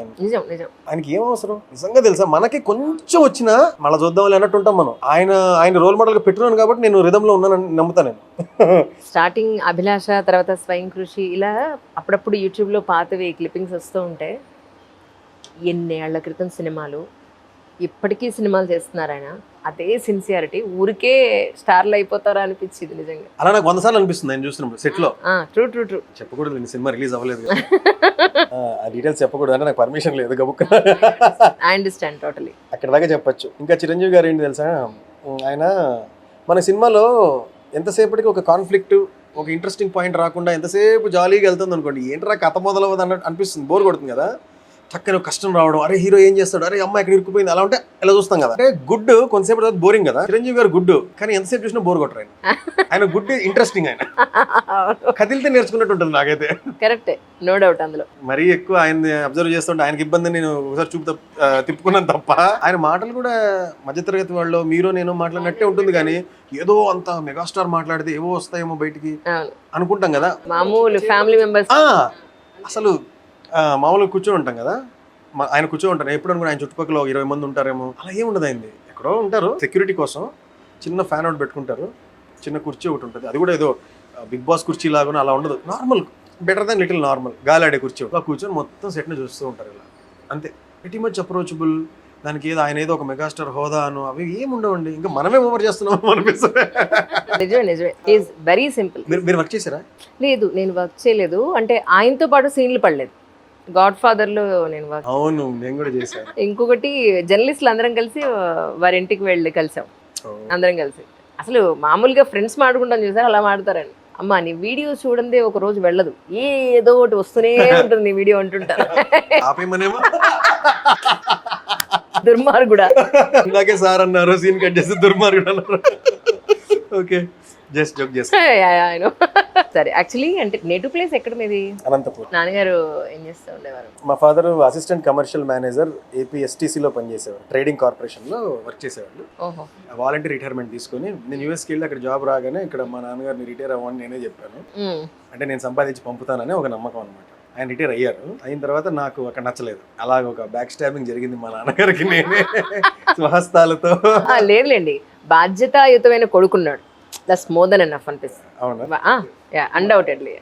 సో ఇక్కడికి వచ్చిన తర్వాత ఆయన తర్వాత రిటైర్ అయిపోయిన తర్వాత ఆయనకి యోగా, బాడీ బిల్డింగ్ చాలా ఇష్టం. సో దానిలో ఆయన ట్రైనింగ్ తీసుకొని నేషనల్ అవార్డు తీసుకున్నారు. ఇది రిటైర్మెంట్ అయ్యాక, ఆల్రెడీ రిటైర్మెంట్ 52 ఏళ్ళకి తీసుకున్న తర్వాత ఆయన యోగా ట్రైనింగ్ అయ్యి నేర్చుకొని కాంపిటీషన్ లో చేస్తే నేషనల్ అవార్డు వచ్చింది, ఫస్ట్ ప్రైజ్. సూపర్. అసలు దాని తర్వాత ఆయన టీచర్గా, యోగా టీచర్గా చాలా చాలా మంది అప్రిషియేషన్, గౌరవము. ఇప్పటికీ గురు పౌర్ణమి వస్తే మా నాన్నగారికి ఎంతమంది ఎన్ని గిఫ్ట్లు ఇస్తారో, దాదాపు ఆ ఒక్కరోజు చాలా మంది. గురుదక్షిణే ₹1,00,000 వస్తుంది ఆయనకి. ఎగ్జాంపుల్ చెప్తున్నా, ఇలాంటి దానిలో మనీ ఇంక్లూడ్ చేయకూడదు, కానీ అంత ముందే చేసిన చిన్న జాబ్కి ఇది ఇంకా పెద్ద గౌరవంతో కూడిన జాబ్ వచ్చింది అని చెప్పడం నా ఉద్దేశం. అమ్మండి మా మదర్ హౌస్ మేకరే, ఆవిడ బాగా పాడతారు, బాగా రాస్తారు. మీరు పాటలు పాడతారా? ఇందాకేదో పాడారు గీతం. ఏదో ఊరికే అలాగా మనమంతా ఒకటే. మీరు బాగా పాడతారు అనుకుంటా కదా. అంటే ఏదో అలా అంతే ఇదే. ఇంకోసారి ఏదో అదే మీరు ఎలాగో నేను అదే నథింగ్. మనకి బాత్రూమ్ ఇంపార్టెంట్. అదే బాత్రూమ్ లేకుండా కొంచెం నీట్ గా ఉంటే రాదు పాట. కానీ అంటే మీరు జిమ్కి వెళ్తున్నారా? How do you maintain your fit? వెళ్తానండి, జిమ్కి వెళ్తాను. ఇందాక ఒక డైట్ చెప్పారు, అది కనుక్కోవాలి ఒకసారి, చెప్పరా మా వాళ్ళ కోసం. మార్నింగ్ బ్రేక్ఫాస్ట్, నా బ్రేక్ఫాస్ట్ మళ్ళీ అదే. అందరికి వర్కౌట్ అవుతుందో తెలియదు. అదే కదా ఇప్పుడు. కానీ చాలా మంది వాళ్ళు ట్రై చేసి వాళ్ళకి సూట్ అవ్వకపోతే మానేయడమే, అంతే అంతే. సరే, నా ఫీలింగ్ ఏంటంటే పొద్దున్న లేచిన తర్వాత ఇడ్లీ, దోశ, సాంబారు ఇలాంటివి మన షూటింగ్ లో కూడా 4-5 రకాలు ఉంటాయి, గట్టిగా ఉంటాయి కదా. మనకి ఇష్టం కూడా సౌత్ ఇండియన్సే కాబట్టి ఆ ఫుడ్ అంటే మనకి ఎక్కడ లేని ప్రేమ ఉంటుంది. ఒక ఇడ్లీ 6 ఇడ్లీ తిని ఆపలేము. అదొక్కటి ఇదొక్కటి లోడ్ అయిపోద్ది. ఓ పాయింట్ ఆఫ్ టైంలో అసలు తినేదే బతకడమే తినడం కోసం, ఇది ఆపుకుంటే ఏంటి అని ఒక ఫిలాసఫీ డెవలప్ అవుద్ది, ఒక రెబల్ వస్తుంది. ఆ కొంచెంలో కొన్ని యుద్ధాలు జరుగుతాయి అనమాట మనసుకి మనకి. ఇడ్లీ డిప్ చేసుకుని తింటుంటే అది కరుగుతుంటే, ఓ దోశ ఏదో పడుతుంటే ఇంకంతే, నాకు ఈ కెరీర్ వద్దు, నాకు అసలు ఏమొద్దు, ఇంకో దోశ ఏంటి చాలా అన్నట్టు ఉంటుంది. So I don't want to get in there. ఆ జోన్ లోకి వెళ్ళానంటే ఎవ్వరు ఆపలేరు. అది సాహసమే నా ఆట అన్నట్టు మొత్తం తినేసుకుంటూ వెళ్ళిపోతా. కాబట్టి నాకు ఆ తినిన తర్వాత ఎంత గిల్ట్ గా ఉంటుందంటే, ఏదో ఒక మూట పెట్టుకున్నట్టు కడుపులో బరువుగా ఉంటుంది. 4 అడుగులు వేయలేము. అది ఒక్కొక్కసారి త్రేన్పులు అవన్నీ కూడా ఉంటాయి. అసలు ఏంటరా మార్నింగ్ వర్క్కి వెళ్తూ వెళ్ళడమే ఇంత డల్ గాను, ఇంత లేజీగా అయిపోయి. మనం తింటే చురుకుదనాన్ని ఇవ్వాలి కానీ కింద పడేయకూడదు, డల్నెస్ ఇవ్వకూడదు. మనం ఎనర్జీ కోసం కదా తినేది. అది first meal of the day. చాలామంది స్ట్రాంగ్గా ఉండాలి, బలంగా ఉండాలి అంటారు. కానీ నా పర్సనల్ థింగ్ ఏంటంటే, అలా వెళ్తే డల్ అయిపోయి నిదానంగా నడిచి కొంచెం ఎంతో కొంత పొట్ట బయటికి రావడము, ఆ టక్ చేసుకున్న బట్టలు ఉంటే ఫిజిక్ కూడా దెబ్బతింటాం, ఇవన్నీ చూసా. ఇష్టంగా తినేయడం, నాకు ఇష్టమైన షాట్లోకి వెళ్ళినప్పుడు నేను స్క్రీన్ ప్రెసెన్స్లో మైనస్ మార్కులు పడ్డాం, ఇలా జరుగుతున్నాయి. ఇట్ట కాదరా బాబు అని ఆలోచించా. ఏంటంటే చియా సీడ్స్ అనేవి ఒక అద్భుతమైన ఒక విషయం, మనకి దొరికిన ఒక అద్భుతము, వరము. ఆ చియా సీడ్స్ ని గ్రీక్ యోగట్ లో రాత్రే ఒక 2 స్పూన్లు Greek yogurt, 1 spoon chia seeds. Ferment అవుతుందా? ఫర్మెంట్ అయ్యి తింటారా? ఫర్మెంట్ కాదు, ఇందులో మెయిన్ థింగ్ హైడ్రేట్ అయ్యి అది ఫుల్ గా అదే నైట్ కలిపి పెట్టాలంటున్నారు. నైట్ కలిపి ఫ్రిడ్జ్ లో పెట్టేయాలి. ఫ్రిడ్జ్ లో పెట్టాలి. Okay, done. గ్రీక్ యోగట్ లో 2 చెంచాల గ్రీక్ యోగట్, 1 చెంచా full tablespoon chia seeds గిలకొట్టి, దాని ఏమంటారు ఇంగ్లీష్ లో, అదే మిక్స్ చేసి. మిక్స్ మాకు తెలుసులేండి, ఏదో అంటారండి, ఎగ్గిన్ చేస్తారు చూసారా, బీట్. అలా బీట్ చేసి ఫ్రిడ్జ్ లో పెట్టేసి పొద్దున్న లేవగానే అండ్ ఇంకో 2-3 చెంచాల నీళ్లు కూడా, మామూలు నీళ్లు కూడా, జస్ట్ ఫర్ ద కన్సిస్టెన్సీ కలవడానికి కలిపేసి పొద్దున్న లేవగానే కుకుంబర్ తురుము, దోసకాయ తురుము, తర్వాత క్యారెట్ తురుము, ఒక అంతంత, అదేముంది అంత వాటర్ ఉంటుంది, ఫ్రెష్గా ఉంటుంది, తీసి దాన్ని ఎత్తిన వేయాలి. దాని ఎదుర బిక్షన్ వేయాలి. వేసిన తర్వాత రోస్టెడ్ సన్ఫ్లవర్ సీడ్స్ ఉంటాయి, అది బాటిల్లో పెట్టుకుంటా. రోస్టెడ్ సన్ఫ్లవర్ సీడ్స్, సాల్టెడ్ కాదు, దోరగా వేగి ఉండాలి, మాడిపోయేటట్టు కాదు, అది తీసుకుంటా. తీసుకుని బిక్షన్ వేసుకుంటా. సో ఇంక నో స్వీట్ అందులో, దాంట్లో స్వీట్ చాలండి. దాని తర్వాత రోస్టెడ్ జీరా పౌడర్ పెట్టుకుంటా పక్కన. దాన్ని ఒక చిన్న చెంచాడు వేసుకొని ఒక్కసారి తిప్పి తింటే ఫిల్లింగ్గా ఉంటుంది, చల్లగా ఉంటుంది, చురుగ్గా ఉంటుంది, ఆకలి అవ్వదు. మన లంచ్ టైం దాకా ఆకలి అవ్వదు. ఓకే, అంతకన్నా ఏం కావాలండి? అది మై బెస్ట్ ఫైండ్. అది ఇది రహస్యం. మీరు అన్నట్టు స్వీట్ కావాలనుకున్నప్పుడు కుకుంబర్, దాని బదులు బనానా కానీ యాపిల్ కానీ అలాంటివి వేసుకొని తినొచ్చు.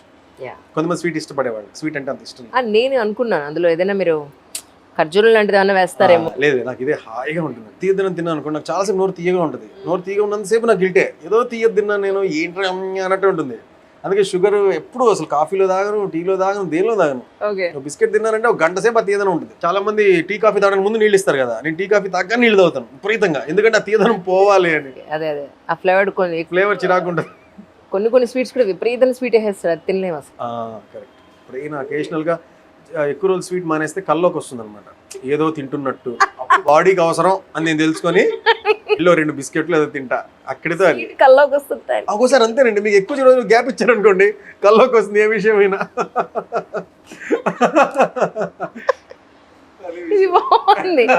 మీకు రాలేదా ఏంటి? మీరు ఒకసారి డైటింగ్ పీక్స్ లో చేసి ఉంటారు ఎప్పుడో ఒకసారి, నాకు తెలిసి చేసినప్పుడు మీకు కళ్ళలో కూడా ఏదో ఇష్టమైంది తింటున్నట్టు అలాంటి వస్తాయి కదా. బై ది వే, ఈవిడ అథ్లెట్, మీకు తెలుసా లేదా? మీ ఆడియన్స్ మీరు చెప్పుకున్నారు ఎప్పుడైనా? మీ గురించి చెప్పుకోరు, ఎంతసేపు అవతల నుంచి లాగడమే. లేదు లేదు, చెప్పాను బేసిక్గా నేను ఎంత డైట్లో ఉన్నా స్వీట్ మాన్ను. I love sweets. అవునా? సో ప్రాబ్లం అది. ఆల్రెడీ మీరు స్వీట్, దాని మీద మళ్ళీ స్వీట్, ఎందుకంతా మీకు వస్తుంది జాగ్రత్త అంటున్నారు. యాక్చువల్గా అయితే మీకు సజెస్ట్ అసలు ఎవరికి మనం సజెస్ట్ చేయకూడదు, కానీ నేను మీకు చెప్తున్నా, చెప్పండి. తినకండి స్వీట్, అంతేనా? ఎక్కువ తినకండి స్వీట్. ఎప్పుడైనా ఊరికే జీవితంలో ఒక చిన్న అది అనుకున్నప్పుడు దాని అలవాటు చేసుకుంటే మీరు అథ్లెటిజం అంతా.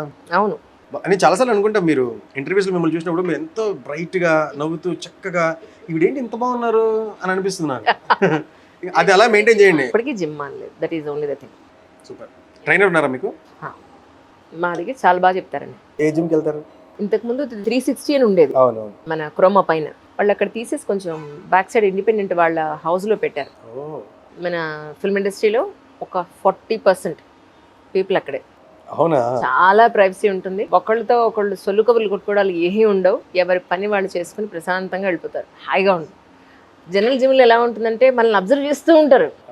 వీళ్ళు ఏం చేస్తున్నారు, ఏ బట్టలు వేస్తున్నారు, ఏ షూ వేసుకున్నారు, పరిగెడితే ఎలా ఉన్నారు, నడిస్తే ఎలా ఉన్నారు, చేతులు పైకి పెడితే, ఇవి అబ్జర్వ్ చేస్తే చేయలేము అసలు నిజంగా. ఈ అబ్జర్వేషన్స్ అక్కడ ఉండవు అస్సలు. ఎందుకంటే ఎవరికి వాళ్ళే, అంటే జనరల్ పబ్లిక్ కొంచెం తక్కువ, 1% కూడా లేదు. సూపర్. సో అది మెయిన్ రీజన్. లేకపోతే బయట చెప్తారు, మేము ఆవిడ జిమ్ చేసి చూసాం మేము అని చెప్పని బయట ఇంకొంచెం బయటకు వస్తాయి. ఇక్కడ లా ఉంది, ఇక్కడ సన్న మాట్లాడుతుంటాను, భయం నాకు చాలా. ప్రస్తుతానికి మూవీస్ ఏం చేస్తున్నాండి రైట్ నౌ? హీరోగా ఒక ఫిల్మ్ టేక్ ఆఫ్ లో అవ్వబోతుందండి. అది దాని గురించి 1.5 year వర్క్ చేశాను, and I have lot of hopes on it. అది వచ్చాక అదొక డైనోసార్ లాగా ఉంటుంది అని అనుకుంటున్నాను. అలా ఉన్నప్పుడే చేయాలి అని అనుకుంటాను. కంఫర్టబుల్గా లవ్ చిన్న మాటలు, సరదా సన్నివేశాలు అట్లా ఉంటే నాకు ఎందుకో మనం కష్టపడట్లేదేమో, ఈజీగా అయిపోతుందేమో పని అని అనిపిస్తుంది. కావాల్సినంత కష్టం ఉంది. స్క్రీన్ మీద వచ్చినప్పుడు every day, every sweat, every drop of sweat is worth of it. ఆ హైలో ఉన్నా. నేను కొంతమంది యాక్టర్స్ని చూశానండి, వాళ్ళకి అవకాశాలు గనక కొంచెం రావాలి అనుకున్న వాళ్ళు చాలామంది ఏం చేస్తున్నారంటే డిఫరెంట్ గెటప్స్ వాళ్ళు ఫొటోస్ తీసి ఇన్స్టాలో పెడుతున్నారు. దానివల్ల ఏంటి ఈ గెటప్లో వీళ్ళు ఎంత బాగున్నారా అని అవకాశాలు వచ్చిన వాళ్ళు చాలామంది ఉన్నారు. కరెక్ట్. పళనిస్వామి గారని ఒక ఆయన ఉన్నారు, తెలుసు కదా మీకు. ఆయన వంటలు ఆయనకి ఎన్ని సినిమా అవకాశాలు తెలుసా? ఇప్పుడు రైట్ నౌ నెలలో 20 రోజులు వర్కింగ్ డేస్ ఆయనకి. ఇక్కడ తెలుగులోనా లేక అక్కడ? తెలుగు, తమిళ్, వెబ్ సిరీస్లు, సినిమాలు. అయ్యో బాబోయ్. నెలలో ఆయన రాజమండ్రి నుంచి ఇక్కడ 20 రోజులు ఉంటున్నారు హైదరాబాద్లో. జస్ట్ ఏం లేదు, ఆయన గెటప్స్ వేస్తారు, మామూలు గెటప్ లేరు. ఆయన ఏజ్కి 63 ఎంతో చెప్పారు లాస్ట్ టైం సరిగ్గా, బట్ 60లో ఉన్నారు ఆయన. ఆయన గెటప్ వేస్తారు, జిమ్ చేస్తారు, ఇప్పటికీ ప్యూర్ వెజిటేరియన్. ఆయన బాడీ ఫిజిక్ బాగుంటది. ఆయన అమ్మవారి గెటప్ వేస్తారు, తర్వాత రకరకాల అఘోరా గెటప్ వేస్తారు. ఎగ్జాక్ట్లీ, వేసి పెడితే ఆయన ఎన్ని అవకాశాలు. నాకు అనిపించింది ఏంటంటే గెటప్ వేయాలని సోషల్ మీడియా పిల్లలు చూసి టైం వేస్ట్ అని మనం ఎలా అనుకుంటున్నామో, అదే సోషల్ మీడియా ఎన్నో రకాలుగా పాజిటివ్గా ఉపయోగపడుతుంది చాలా మందికి. మనం ఎలా ఉపయోగించుకుంటున్నాము అనేది మ్యాటర్ అల్టిమేట్లీ కదా. నేను అదే ప్రతిదానికి ప్రోస్ కాన్స్ లేనివే ఉన్నాయండి. కెమెరాతో పాడ్కాస్ట్ తీయొచ్చు, ఇంకొక అడల్ట్ సినిమా కూడా తీయొచ్చు, లేదా ఇంకోటి ఏదైనా దారుణం చేయొచ్చు, ఏదో చేయొచ్చు కదా. అది ఉండేది ఒక ఫీచర్స్తో వస్తుంది. దాన్ని మనకి ఫేవర్గా వాడుకోవాలి, మన జీవితంలో ముందుకెళ్ళాలి, పాజిటివ్ ఇంపాక్ట్ ఇవ్వాలి, వీలైతే 10 మందిని ఇన్స్పైర్ చేసి పని చేయాలి. ట్రూ. అది అలా వాడుకుంటే ఆ వాటంగా వెళ్ళాలి, అటు వెళ్ళకూడదు ఇటు వెళ్ళకూడదు. నిజం. అపార్ట్ ఫ్రమ్ దిస్, ఒకవైపు సినిమాలు, ఇంకోవైపు మీ కథలు, ఇవి కాకుండా మీకు టైం దొరికే అవకాశం ఉందా అసలు? What you do? మంచి క్వశ్చన్ అడిగారండి. ఎలాగా మీరు అంటే it appears to be A normal question. అలా అనిపిస్తుంది. It appears to be normal question, కానీ నాకు తెలుసు నేను ఎట్లా పరిగెడుతున్నాను, ఆ గ్యాప్ అనేది, ఆ టైం అనేది భలే అడిగారు, నాకు చక్కగా అడిగారు. యూజువల్గా మీరు బిజీగా ఉంటారని కొట్టేస్తారు, కానీ దిస్ ఈజ్ మీకు ఇంకో విషయం తెలుసా? మీకు తెలియదు ఏముంది, పాడ్కాస్ట్ వచ్చింది, నేను చేసిన పాడ్కాస్ట్ వచ్చింది అనుకో, డీప్ డైవ్ విత్ యాక్టర్ గురించి చేస్తున్నాను కదా, అది వస్తుంది. 2-3 గంటల ఫుటేజ్ ఉంటుంది, మొత్తం అన్నీ చూడాలి, నోట్స్ రాసుకోవాలి, ప్రోమో కట్స్ రాయాలి, దాని మీద 8 minute క్లిప్స్ తీయాలి, 2 minute షార్ట్స్ తీయాలి, దానిలో నాకేమో తిక్కలు ఉంటాయి, చాదస్తాలు ఉంటాయి, అవన్నీ చేసి వాళ్ళకి ఇచ్చి వాళ్ళు మళ్ళీ రివ్యూ ఇస్తే మళ్ళీ చూసి నేను ఏమైపోను నాకు అర్థం కాదు. అలా పెద్ద పని, దానికంతా టీం ఉంటే బాగుండు, కానీ ఎడిటింగ్ మీరే చేస్తారు. ఎడిట్ నేను చేయను, ఎడిట్ నేను చేస్తాను అంతే సంగతి. అంటే చాలా మంది నేర్చుకుంటున్నారు, అందుకని ఫోన్ లోనే ఎడిటింగ్ వాళ్ళు చేయడం నేర్చుకుని చేస్తారు, బట్ టైం టేకింగ్ అండి. ఇప్పుడు నేను కొంచెం డెలిగేటింగ్ మూడ్ లోనే ఉన్నా, ఓన్లీ క్రియేటివ్ మీద ఫోకస్ చేస్తాను. అదే మీరు ఇన్ని చేస్తుంటారు, మీరు ఏం చేస్తారు? మీరు ప్రతిదీ చూస్తారా పాడ్కాస్ట్? అవ్వదు, టైం సెట్ అవ్వదు. అది ఎప్పుడంటే ఎప్పుడన్నా వెరీ రేర్ కేసెస్లో అబ్బా ఒక్కసారి చూద్దాం, అందరు ఇలా అంటున్నారు, నిజంగా అందులో ఏముంది ఒకసారి నా నేనే చూసుకుంటే అవునా అప్పుడు ఇలా అడిగారా అని.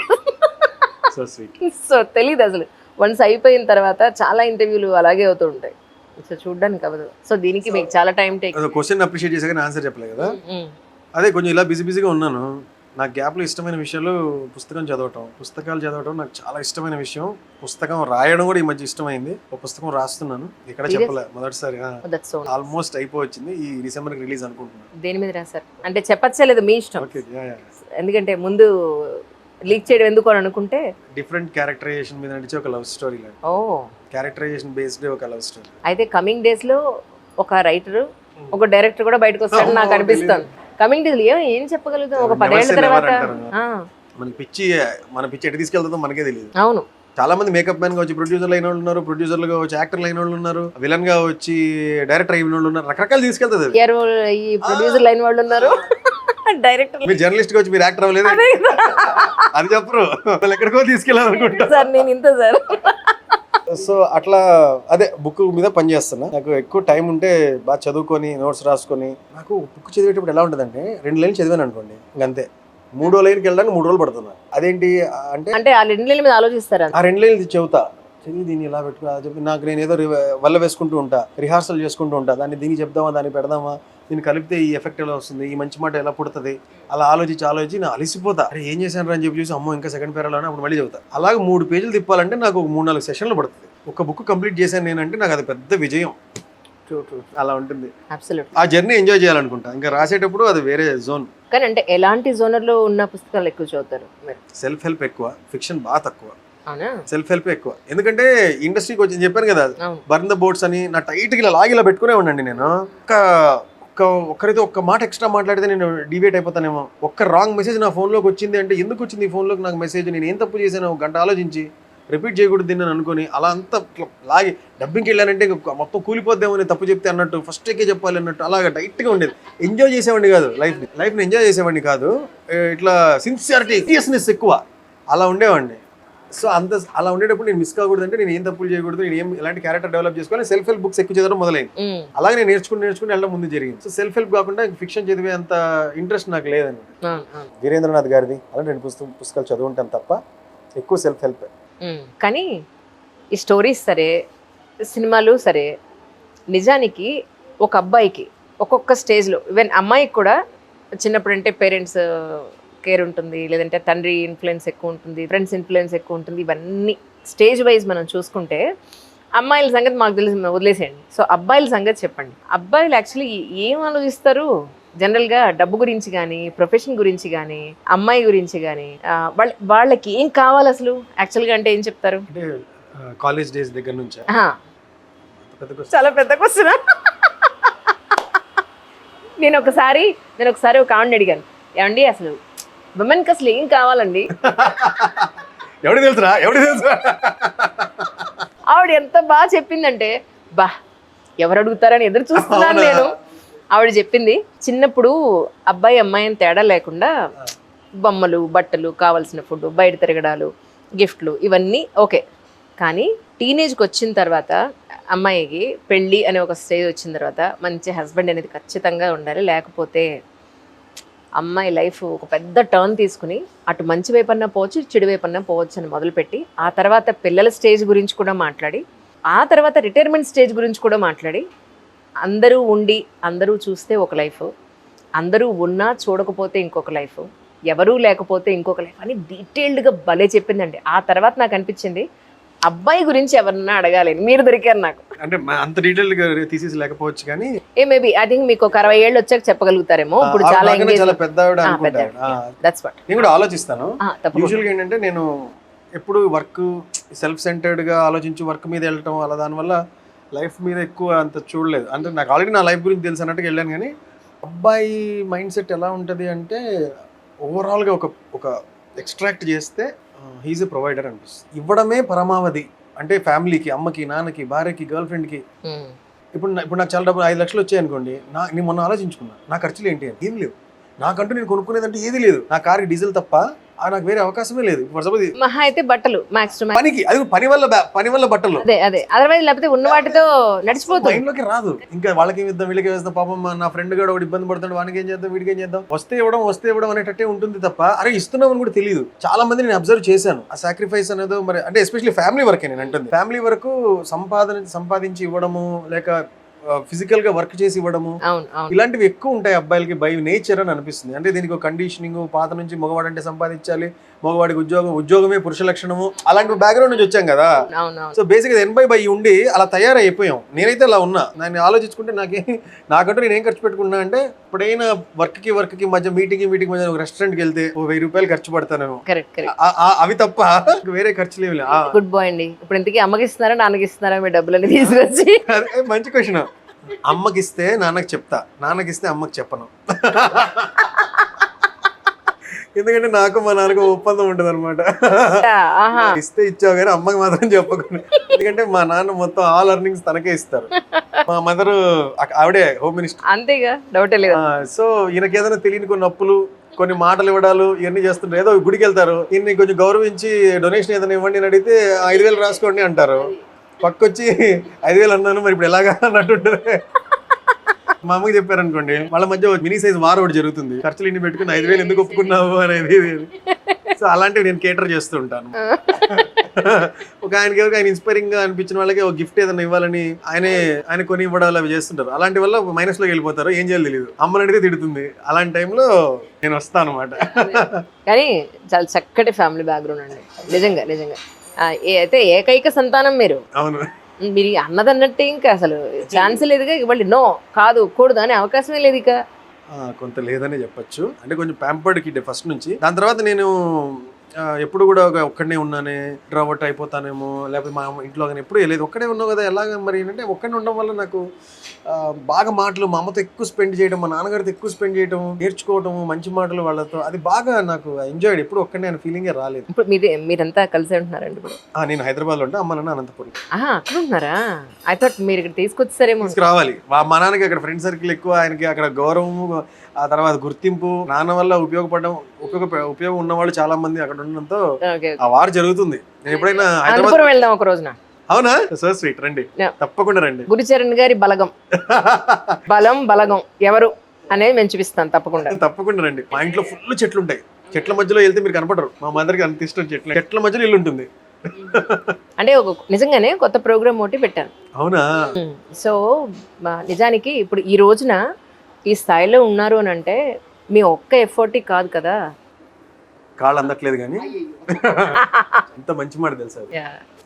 మనం జస్ట్ మిమ్మల్ని కూడా కలుపుకునే మాట్లాడతాం. అవును, తప్పలేదు. మనది కాంట్రిబ్యూషన్ 30% ఉంటుందండి. ఎందుకంటే మన లైఫ్ లో మనం సక్సెస్ అవుతాం. మన లైఫ్ కదా, మనం బతుకుతాం, మనం హ్యాపీ కదా, మన గోల్ కదా. మనం ఎంత సాధించినా మనం 30%. మన ఫ్రెండ్స్, పేరెంట్స్ ఎవరైతే హెల్ప్ చేస్తారో వాళ్ళ ఏ ఆశ లేదు, వాళ్ళు ఎప్పుడు ఫోర్గ్రౌండ్కి రారు. ఎంతసేపు మనమే ఉంటాం, మన గోల్ కోసం వాళ్ళు పనిచేస్తారు. వాళ్ళే 70%. మీరు అన్న మాట ఎంత గొప్ప మాట తెలుసా. అసలు జస్ట్ లైక్ దట్ ఫ్రెండ్స్ కూడా, ఒక్క మోరల్ సపోర్ట్ ఇచ్చే ఫ్రెండ్ కూడా మనకి ఎంత హీ మీన్స్ ఎ లాట్. అరే నేను ఉన్నాను రా ఒక్క మాట ఎంత తృప్తిని ఇస్తుందో. అవును. అంటే నేను చాలా మంది ఫ్రెండ్స్ దగ్గర, ఫ్యామిలీలో నేను చూస్తుంది ఏంటంటే, మా పేరెంట్స్ నాకేం చేయలేదురా అనేది అంటుంటారు. ఇప్పుడు అంటే చాలా కొన్ని క్వశ్చన్స్ చాలా పర్ఫెక్ట్గా ఉంటాయి, కానీ కనీసారు ఏరి కోరి కన్నారా వాళ్ళు, ఏమన్నా మాకు వీళ్ళే కావాలని కన్నారా, పెళ్లి చేసుకున్నారు, బై ప్రోడక్ట్ మనం పుట్టాం అంతే అన్న పాయింట్ ఒకటి. సరేరా పుట్టావు, తర్వాత ఎన్ని సాక్రిఫైస్ చేశారా ఇడియట్. పుట్టిన తర్వాత నీకు ఫీవర్ వచ్చినా, అసలు నీకు తిండి, నీ మలమూత్రాలు, నీకు అసలు ఈ మాత్రం ఫిజిక్ రావాలి అని అంటే మనం పెంచింది లేదు, మేమే పెరుగుతాం అన్న పిల్లల్ని కూడా నేను చూసాను. కానీ వీళ్ళు ఏ సేవ చేయకుండా అయితే వీళ్ళు పెరగరు. అల్టిమేట్లీ వీళ్ళు చేసేదంతా సేవే. మనం కన్నాం కాబట్టి కన్న పిల్లలకి చేసే సేవని మనం డబ్బు రూపంలో మనం దాన్ని లెక్క కట్టలేము. అండ్ మోర్ ఓవర్ చాలా మంది లెక్క ఎలా ఉంటుందంటే, నన్ను పెద్ద పెద్ద చదువులు చదివించావా, నాకేమన్నా ఆస్తులు ఇచ్చావా, లేకపోతే నాకన్నా క్వాలిటీ లైఫ్ ఇచ్చావా అని. వాళ్ళ స్తోమత కొద్దీ వాళ్ళు ఏదో చేస్తారు. మనం ఒక టైం తర్వాత డిఫరెంట్ గా తెలుస్తుంది. ఒకనప్పుడు నేను కూడా అనుకున్నాను. అవునా? నేను కూడా అనుకున్నాను, నువ్వు ఈ మాత్రం చెప్పులు కొనలేవా అంటే తెలియక. అది ఏంటంటే ఎప్పుడు తెలుస్తుందంటే, మనం కూడా పేరెంట్ అయినప్పుడు ఆ పిల్లల్ని పెంచే ఆ వేలో వాళ్ళకి మనం చేస్తూ ఉంటాం. వాళ్ళ నుంచి మనం మాటలు పడుతున్నప్పుడు అప్పుడు ఒక్కసారి ఇచ్చేస్తుందిగా, అందరు సరదా తీర్చేస్తాను పూరి గారు అన్నట్టు. అదొక ఫేజ్ లేండి. అంతే. True, absolutely. మీరు ఏ రిలేషన్షిప్ అయినా తీసుకోండి, ఎక్స్పెక్టేషన్స్ ఉంటాయి. పేరెంట్స్ ఒక్కళ్ళకే ఎక్స్పెక్టేషన్ ఉండకుండా ఆ ప్రేమ వేరండి, అది ఆ ప్రేమే వేరు.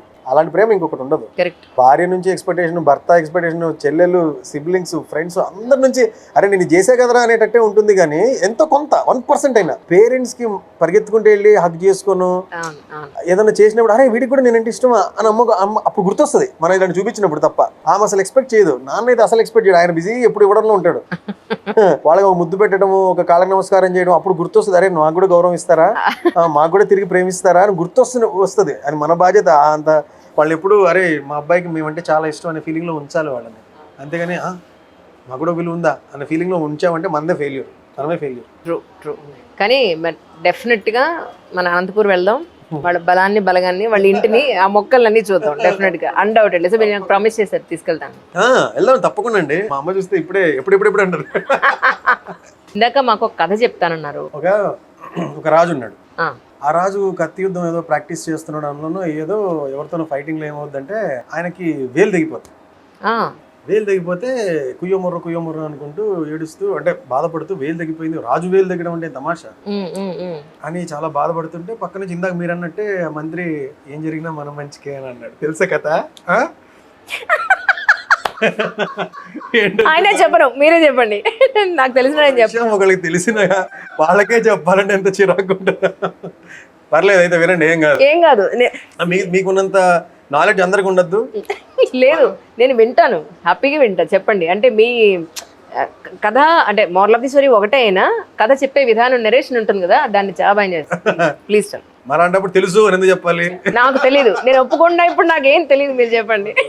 సో అతను కుయ్యమొర్ర అంటుంటే మంత్రి గారు వచ్చి ఏం జరిగినా మన మంచికే, మీరేం బాధపడకండి అని అంటే, అసలు నీ బుద్ధి ఉందా? నా వేలు తెగిపోయి నేను మహారాజుని 10 మందిని కాపాడాల్సిన వాడిని, నాకు వేలు తెగిపోయి నేను కట్టయిపోయి ఏడుస్తుంటే మంచిగా జరిగిందని ఏ రకంగా మంచి తీసుకెళ్ళి చెరసాల్లో బంధించండి అని చెప్పి అన్నాడు. తీసుకెళ్ళి లోపల వేసాడు. దీని తర్వాత అది అలాగే కట్టుకున్నాడు. మామూలుగా ఇంకా ఆయన డైలీ దైనందిన జీవితంలో వెళ్ళిపోయాడు. ఒకరోజు ఏదో వేటకెళ్ళాడు, వేటకెళ్ళి తప్పిపోయాడు. ఏదో జింకను ఏదో వేటాడు లోపలికి ఇంటీరియర్ ఆఫ్ ద ఫారెస్ట్కి వెళ్ళిపోయాడు. తప్పిపోయిన తర్వాత అక్కడ ఒక ట్రైబల్ ఏరియాలో వాళ్ళకి చిక్కాడు. మహారాజుని పట్టుకుపోయి వాళ్ళ దేవుడు ఎవరో ఉంటే వాళ్ళ ముందు ఇలాంటి ఒక నరుడిని బలిస్తే వాళ్ళకి ఏదో మంచి జరుగుతుందని నమ్మకం వాళ్ళకి. అలా బలివ్వబోయారు. బలివ్వబోతున్నప్పుడు చూస్తే లాస్ట్ మినిట్ దాకా ఇంకా ఆ మెడ వేసి నీళ్లు తాగేసి వేసి నరకే టైంలో చూస్తే చెక్ చేస్తే అక్కడ వాళ్ళలో ఉండే వాళ్ళ మంత్రి లాంటి వాడు ఒకటి చూసి ఈయనకి అవయవాలన్నీ కరెక్ట్గా లేవు, ఒక వేలు లేదు, కాబట్టి ఈజ్ నాట్ ఫిట్ ఫర్ బలి అని చెప్పాడు. అబ్బా అని వదిలేశారు. పడుతులేస్తే ఇంటికి వచ్చాడు. ఇంటికి వచ్చిన తర్వాత ఆయన పిలిచిరండి అన్నాడు. వచ్చిన తర్వాత మీరు చెప్పింది నిజమే, నా వేలు దిగిపోయినందుకే ఈరోజు నేను ప్రాణం కాపాడింది, ఆ వేలు పోవడం వల్ల ఏమో చచ్చామండి నేను, మీరు అంతా మన మంచిగా అన్నారు, కరెక్టే అది అన్నాడు. అవును మహారాజా అని చెప్పాను కదా అన్నాడు. మరి నేను మిమ్మల్ని చెరసాలు వేసాను కదా, అది కూడా అన్నిటికీ మంచిదే అనుకోవాలి కదా, మీరు ఏం జరిగినా మంచిదే కదా, మరి మీరు చెరసాలు ఇన్నాళ్ళు ఉన్నారు కదా, మరి ఇది ఎలా మీకు మంచిది అంటే, మీరు వేటకెళ్ళటం నన్ను కూడా తీసుకెళ్లేవారా, వాళ్ళ ఇద్దరిని పట్టుకునేవాళ్ళ, మీరు అన్ఫిట్ అని చెప్పి నన్ను ఫిట్ అనుకునేవాళ్ళ, నేను చచ్చేవాడిని కదా, నేను ఇక్కడ నేను ఇక్కడ ఉండటం వల్ల కదా నేను సేవ్ అయింది. సో అంతా మన మంచిగా జరుగుతుంది. బా నిజంగా జైల్లో ఉంటే ఉన్నాడు, ప్రాణం అయితే కాపాడింది. సో వేలు పోతే పోయింది, మళ్ళీ అక్కడ ప్రాణం. సో అలాగే ప్రతి దానిలో ఒక పాయింట్ ఆఫ్ వ్యూలో పాజిటివ్ థింగ్ ఉంటుందండి. ఒక మ్యాచ్ గెలిచినా ఒక మ్యాచ్ ఓడిపోయినా దాని నుంచి మనం లెసన్ నేర్చుకోవడం అనేది ఉంటుంది చూసారా, అది సక్సెస్. ఇప్పుడు మీరు గేమ్ ఆడారండి, ఆ గేమ్ లో మీరు ఓడిపోయారు, నేను గెలిచాను, నేను సక్సెస్ సెలబ్రేషన్ లో ఉంటా, మీరు ఇంట్రాస్పెక్షన్ లో ఉంటారు, ఎందుకు ఓడిపోయాను, నెక్స్ట్ టైం ఈ మిస్టేక్ చేయకూడదు అని ఇంట్రాస్పెక్షన్ లో ఒక లెసన్ నేర్చుకుంటారు. నేను గెలిచిన ఆనందంలో ఆ లెసన్ నేర్చుకోను, మళ్ళీ ఒక 6 నెలలకు 7 నెలలకు తలపడతాం మళ్ళీ మనం. మీరు లెసన్ నేర్చుకున్న వాళ్ళు, నేను ఆనందాన్ని ఎంజాయ్ చేసిన వాడిని, నాకేంటి గెలిచిన వాడిని అన్నట్టు ఉంటాను. మీరు కొట్టే దెబ్బ ఎలా ఉంటుంది తెలుసా, మనం ఒక లీగ్ మ్యాచ్ లో ఓడిపోవచ్చు, మళ్ళీ తలపడి ఫైనల్స్ లో అవ్వచ్చు, అప్పుడు మీరు మీ విజయకేతనం ఎగరేయచ్చు. ఎందుకంటే లెసన్ నేర్చుకున్న వాళ్ళు, మీరు నాలెడ్జ్ లో ఇంప్రూవ్ అయ్యారు నాకన్నా. సో ఆ లెసన్ ఓడిపోయినా గెలిచినా లెసన్ నేర్చుకోవడం అనేది సక్సెస్. నేను సెలబ్రేషన్ లేకుండా అరే నేను అంత బాగా ఆడకపోయినా గెలిచాను రా, ఈ ఏరియాలో డెవలప్ అవ్వాలి, నేను కూడా లెసన్ నేర్చుకున్నాను అనుకోండి, నెక్స్ట్ టైం మన తలపడిన మళ్ళీ టఫ్ ఉంటుంది. సో ఎప్పుడైనా సరే లెర్నింగ్ గెలిచాం కదా అని మత్తులో పోకూడదు, అదే నీ టాలెంట్ అనుకోకూడదు. గెలిచినా సరే నీ మైనస్లు నీకుంటాయి, you have to get better. That is. కానీ సక్సెస్ లో హెల్త్ ఎంతవరకు సపోర్ట్ చేస్తుంది అంటారు మీ ఉద్దేశ ప్రకారం? హెల్త్ పార్ట్ ఉందా అంటే ఏం చెప్తారు సక్సెస్ లో? చాలా మనం ఏంటంటే మనం తినే ఆహారమే. చాలా మంది ఏమనుకుంటారంటే ఏముంది లోపలికి ఏదో ఒకటి వెళ్తుంది, మనం పనులు చేసుకోవాలి, డబ్బులు సంపాదించాలి, అది ఇది అనుకుంటుంటారు. కానీ ఫుడ్ అనేది it plays a vital role in our success అండి. చాలా మంది ఇప్పుడు చూడండి, నీకు డబ్బు సంపాదిస్తున్నావు, నీకు షేర్లు ఉండొచ్చు, స్టాక్స్ ఉండొచ్చు, లేకపోతే స్థలం ఉండొచ్చు, ఇల్లు ఉండొచ్చు. ఇప్పుడు ఆడిది డబ్బు కాదు కదా, స్థలం అనేది డబ్బు కాదు కదా, స్థలమే. అంటే నీ దగ్గర ఉండే డబ్బు ఏ రూపేణ ఉంది? స్థలం రూపేణ ఉంది. నీ దగ్గర ఉండే డబ్బు ఏ రూపేణ ఉంది? బిల్డింగ్ రూపేణ ఉంది. నీ దగ్గర ఉండే డబ్బు ఏ రూపేణ ఉంది? స్టాక్స్ రూపంలో ఉంది, లేదా బిజినెస్ రూపంలో ఉంది కదా. కరెక్ట్. నీ దగ్గర ఉండే డబ్బు హెల్త్ రూపేణ ఎందుకు ఉండకూడదు అని ఎందుకు ఆలోచించవు? ఈ హెల్త్ కొంచెం అటు ఇటు అయితే ఇవన్నీ ఏమన్నా కాపాడగలవా? ఏమి అంబానీ దగ్గర ఉన్న డబ్బులు కూడా ఆయనకి ఏదన్నా అస్వస్థత ఉంటే కాపాడగలదా? ట్రీట్మెంట్ ఇవ్వగలదు, అంతేగాని ఆయన ఎక్సర్సైజ్ ఆయన కాకుండా ఆయన పీఏ చేయగలడా? ₹1,00,00,000 వేసి చేస్తారు ఆయన ఎక్సర్సైజ్ ఇంకొకళ్ళు. ఆయన మధ్యలో ఎలా బిల్డ్ అవుతుంది? ఆయన చేస్తేనే బిల్డ్ అవుతుంది. ఆయన తిండి ఆయన తింటేనే అవుతుంది. కాబట్టి అంత ఇంపార్టెన్స్ మనమే చేయాల్సిన ఒక విషయం అది. దాని నుంచి మన థాట్స్ మారుతాయి, ఫిజిక్ మారుతుంది, కాన్ఫిడెన్స్ వస్తుంది, 10 రకాల పనులు చేస్తాము. చాలామంది భోజనం చేసావా అంటారు, కానీ ఏం తిన్నావు, అందులో ఏం వేసుకున్నావు, ఎరా తిన్నావా, అంతవరకు ఓకే, తిన్నానే కడుపు నిండిందా అని. అందులో వాట్ ఫుడ్ హీఈస్ ఈటింగ్. రోజు ఇంత బిర్యానీలు మసాలాలు తింటూ ఉన్నాడు అనుకోండి, కొన్నాళ్ళకి ఏమవుతుంది, లోపల ఏం జరుగుతుందో తెలియదు. ఓ పాయింట్ ఆఫ్ టైం దగ్గర వెలుగొడుతుంది బండి. అలా కాకుండా we have to choose to eat right. అందరికీ ఫుడ్ అంటే, మెజారిటీ పీపుల్ ఫుడ్ అంటే ఇష్టం ఉంటుంది. అది పోర్షన్ కంట్రోల్ చేయడమో, రైట్ ఫుడ్. మాడడం కాదండి డైటింగ్ అంటే, మీకు తెలియదే ఉంది. మాడడం కాదు డైటింగ్ అంటే. కరకరాని కడుపు కాలుతున్నా సరే బెగబట్టుకొని ఉండడం, అదేదో యుద్ధం చేస్తుండడం కాదు. యాపిల్ తినొచ్చు, సీడ్స్ తినొచ్చు, నట్స్ తినొచ్చు, అవే తక్కువ టేస్ట్ ఉంటాయి, అద్భుతంగా ఉంటాయి. సో పోర్షన్ కంట్రోల్ చేసుకుంటూ జాగ్రత్తగా మనము స్కెడ్యూల్ చేసుకుంటూ ఏ టైంలో ఏది తినాలంటే చిన్న కంట్రోల్. బాడీలో 190 మార్పులు వస్తాయి. నువ్వు డబ్బులు సంపాదించిందంతా కూడా చివరాఖరికి ఎలా అయిపోద్ది అంటే, అమ్మాయి ఒక పెద్ద హాస్పిటల్లో ట్రీట్మెంట్ తీసుకున్నాను, హాస్పిటల్ పెట్టుకోవడం అవుతుంది. అసలు ఆరోగ్యమే మహాభాగ్యం, హెల్త్ ఈజ్ వెల్త్, ఆరోగ్యమే మహాభాగ్యం అని మన బుక్కుల్లో ఫస్ట్ పేజీలో రాసుకోవాలండి. ఇందులో తిరుగులేదు. ఇందాక మన పేరెంట్స్ గురించి మాట్లాడుతున్నాం కదా, మనం ఏదో పీకేమో సాధించాము, మనం ఈరోజు సెలబ్రిటీసో లేకపోతే అందరూ పొగుడుతున్నారో సెల్ఫీలు ఇస్తున్నాం అనుకోవచ్చు. ఇదంతా వాళ్ళు పెట్టిన భిక్ష. ఇంకా ఈ బాడీ, ఈ ఫిజిక్, ఈ మైండ్, నీ గ్రాస్పింగ్, వాళ్ళు చెప్పిన చదువు, వాళ్ళ కాంట్రిబ్యూషన్ లేకుండా ఈరోజు నీ పర్సనాలిటీ ఇలా ఉండేదా? మీ నాన్నగారు నేర్పించిన మారల్స్ లేకుండా మీరు ఈరోజు ఇలా ఉండేవారా? మొహం మీద ఒక స్మైల్ వచ్చేదా? తెలియకనే ఎన్ని ఇచ్చారో వాళ్ళు ఇచ్చిన బాడీని సక్రమంగా చూసుకుంటున్నాం అనుకుంటున్నారా మీరు? ఎన్ని అవలక్షణాలు ఉన్నాయి, ఎన్ని దరిద్రపు కొట్టు అలవాట్లు ఉన్నాయి. ఎప్పుడో లేస్తాం, ఏదో పడుకుంటాం, గంటలు టీవీ చూస్తాం, ఫోన్లు చూస్తాం, లేజీగా పడుంటాం, కౌచ్లో కూర్చుని 3 గంటలు వెళ్ళిపోతూ ఉంటుంది. వాళ్ళు ఇచ్చిన బాడీని నువ్వు గౌరవిస్తున్నావా? గౌరవించట్లేదు. దాన్ని సరిగ్గా ఇంకా చూసుకోవట్లేదు నువ్వు. అయినప్పటికీ మనం అనుకుంటాం ఇదంతా మనం సాధించింది అని అనుకుంటాం. ఎంత మూర్ఖమైన ఆలోచన అది. వాళ్ళు ఇచ్చిన బాడీని, ఆ ఆరోగ్యాన్ని, ఆ జీన్స్ ని కాపాడుకొని నెక్స్ట్ లెవెల్ కి తీసుకెళ్ళగలగాలి. అది మన ప్రియారిటీగా ఉండాలి హెల్త్ అనేది. సో ఇవన్నీ దృష్టిలో పెట్టుకొని, నీదంటూ ఏమీ లేదు మిత్రమా, 30% మాత్రమే ఇందాక అనుకున్నాడు, గట్టిగా మాట్లాడితే 20%. మీ పేరెంట్స్ పెట్టిన భిక్షతో నువ్వు వాళ్ళు చెప్పించిన చదువుతూ ఈరోజు ఏదో మన్నుతున్నావు అంతే. వాళ్ళకి నువ్వు తిరిగి గిఫ్ట్ ఏంటంటే నీ హెల్త్ ని బాగా చూసుకో. ఇవన్నీ చెప్తున్నా. నేను కూడా కొన్ని మిస్టేక్స్ చేస్తా, కొన్ని ఎక్కువ తినేస్తా, 3-4 రోజులు లేజీగా ఉంటా, కానీ నా ట్రాక్ లో మళ్ళీ వెనక్కి రావాలని ఒక ఉంటుంది కదా, that makes me responsible. Mistakes అందరూ చేస్తారు. ఇప్పుడు సైకాలజిస్ట్ ఉంటాడు, అతను కోపం తెచ్చుకోకూడదండి, మంచిది కాదని చెప్తాడు, ఇంటికి వెళ్ళి కోప్పడచ్చు. అర్థమైందా? అదేదో అతను దోషో, అరే ఇతను నీతులు చెప్తాడు, ఇంటికి వెళ్ళి కోప్పడ్డాడు అంటే అతను మనిషి కదా.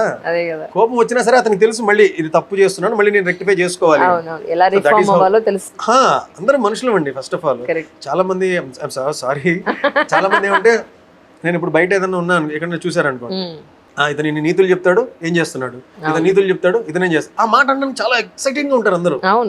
అదేంటది, ఒక మంచి విషయాన్ని చెప్పాను అనుకోండి, అది నేను అదే విషయాన్ని ఒకవేళ పొరపాటున ఇందాక మనం అనుకున్నట్టు అంటే వీడు చెప్తాడు కానీ చేయడం అనమాట అన్న దాంట్లో అదే రెడీగా ఉంటారు. అలా చేయకపోవడం చాలా అవకాశాలు ఉన్నాయండి, చాలా అవకాశాలు ఉన్నాయి. అంటే ఇప్పుడు థ్రిల్లర్ నావెల్స్, మర్డర్ మిస్టరీలు రాసే వాళ్ళు మర్డర్స్ చేస్తారా? ఇతను మర్డర్స్ రాస్తాడు, మర్డర్స్ గురించి చేస్తాడు, బయట ఒక్క మర్డర్ కూడా చేయడే అంటారా? రొమాంటిక్ నావెల్స్ రాసేవాళ్ళు బయట ఫుల్ ప్లే బాయ్ లాగా ఉంటారా? అదే కదా వాళ్ళ స్కిల్, అది వాళ్ళ పని, అది వాళ్ళు ఒక మంచి విషయం నేర్చుకుంటారు, 10 మందికి చెప్పాలని. అది నీకు నచ్చితే నువ్వు తీసుకో, అతను కూడా అది పాటిస్తే అద్భుతం.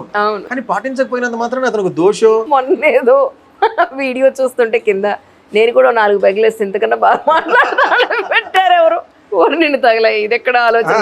నేను అనేది ఏంటంటే, మనం ఎప్పుడు కూడా టోస్ మీద ఉంటాం. మెజారిటీ పీపుల్ ఎలా ఉంటామంటే, వీడు చెప్తాడు, వీడు చేయడు. వాడు చెప్పింది నీకు నచ్చింది అనుకో, తీసుకో, నువ్వు చెయ్యి. తను చేస్తాడో లేదా నీకెందుకు, అది అతనికి సంబంధించిన విషయం. బాగుపడాలనుకుంటాడా లేదా అని. నాకు నేను చెప్పినట్టు ఎంతో మంది సైకాలజిస్టులు బాధ ఉండదా, ఏడుపు రాదా, వాళ్ళు కౌన్సిలింగ్ ఇస్తుంటారు. ఉదయం లేస్తే డబ్బులు తీసుకుని కౌన్సిలింగ్ ఇస్తారు, రాత్రి కళ్ళ పెట్టుకునే అవకాశం ఉంటుంది. ఎన్నో కుటుంబాల్లో ఇబ్బందులు ఉంటాయి. నువ్వు సైకాలజిస్ట్ ఏంటి ఏడుస్తావే అంటే, వాడు మనిషిరా, వాడికి మనసు ఉంటుందిరా, ఎంత ఏడిస్తే అంత మనిషి అని అర్థం, ఎంత బిగించుకుని ఉంటే కాదు. Absolutely correct. కొంతమంది చెప్తుంటారు మేము ఎంత రాయి అయిపోయామంటే ఏడ్చినా కూడా కన్నీళ్ళు కూడా రావని అంటారు. ఆ స్థాయి అంటే ఏడ్చి అలా అయిపోయారు చాలా మంది. రెస్పాండ్ అవ్వడం కూడా మానేసేమో అనే స్థాయి అనేది మామూలు విషయం కాదు. అవునవును, అంటే అది థిక్ స్కిన్ అయిపోయింది మాది అని, థిక్ స్కిన్ అయిపోవడం అలా అయిపోయి వేరు. వాళ్ళు ఏడ్చి అంత బయట కట్టేశారు. అవును, అలా కాకుండా కొంతమంది ఏడిపోయి రాదు అసలు, అంటే వాళ్ళకి స్పందించే గుణం ఉండదు, స్పందించే మనసు ఉండదు. అలాంటి వాళ్ళు అంత మనిషి కాదు, అంత హ్యూమన్ క్వాలిటీ లేనట్టు. చాలా మంది ఆడపిల్లగా ఏడుస్తావేంటి, ఎందుకు ఎప్పుడు ఏడుస్తుంటావు అంటే వాడు అంత ఏడుస్తున్నాడు అంటే అంత సెన్సిటివ్ ఉన్నాడు రా, అంత మనిషి రా వాడు ఫస్ట్ అని అర్థం నా దృష్టిలో. 100% కరెక్ట్. సో నేను అంటుంది ఎప్పుడు కూడా ఫర్ సపోజ్ ఏదైనా క్లబ్ లో ఎవరికైనా కనపడ్డాను అనుకోండి, క్లబ్ లోనో పబ్ లోనో కనపడ్డాను అనుకో, అతనే మనకు మంచి నీతులు చెప్తాడు చూడు, ఈరోజు గ్లాస్ పట్టుకున్నాడు అని అనుకునే అవకాశాలు ఉన్నాయి. కానీ అలా చూడాల్సిన అవసరం లేదు. జీవితంలో అన్ని ఎలిమెంట్స్ ఉంటాయి కదా, అదే తప్పు కాదు. అదే తప్పు ఉప్పు అనేది అతనికి సంబంధించిన విషయం, మీరు యాంగిల్ లో చూడాల్సిన అవసరం లేదు. బేసిక్ గా గ్లాస్ పట్టుకోవడం తప్పు అనుకోండి, హెల్త్ కి మంచిది కాదనుకో. ఏమో నా సిచ్యువేషన్ అలా ఉందేమో, అంతమంది 7 నెలల వరకు నేనేం పుచ్చుకోలేదేమో, అలాంటి పార్టీకి వెళ్ళలేదేమో, ఒక నన్ను నేను రివార్డ్ చేసుకోవడానికి ఆ రోజు వచ్చానేమో, నాకు తెలియదు, వాళ్ళకి ఎవరికి ఏం తెలియదు కదా. సో ఇప్పుడు నీతులు చెప్తాడు చేయడు, అలా ఉండకూడదు. నచ్చిందని నువ్వు తీసుకో. ఒకసారి ఒక ఇంటర్వ్యూకి ఒక ఫుడ్ మీద కొంచెం చేసేవాళ్ళు ఉన్నారు కదా, వీడియోస్ వేస్తే వాళ్ళు ఇన్వైట్ చేస్తే వెళ్ళా. ఎక్కడ పేర్లు ఎందుకు వెళ్ళని మాట్లాడలేదు నేను. పెడితే ఏమైందంటే రాత్రి 12 అయింది, షూట్ స్టార్ట్ 11:30కి నేను వెళ్తే రాత్రి అయిపోయింది.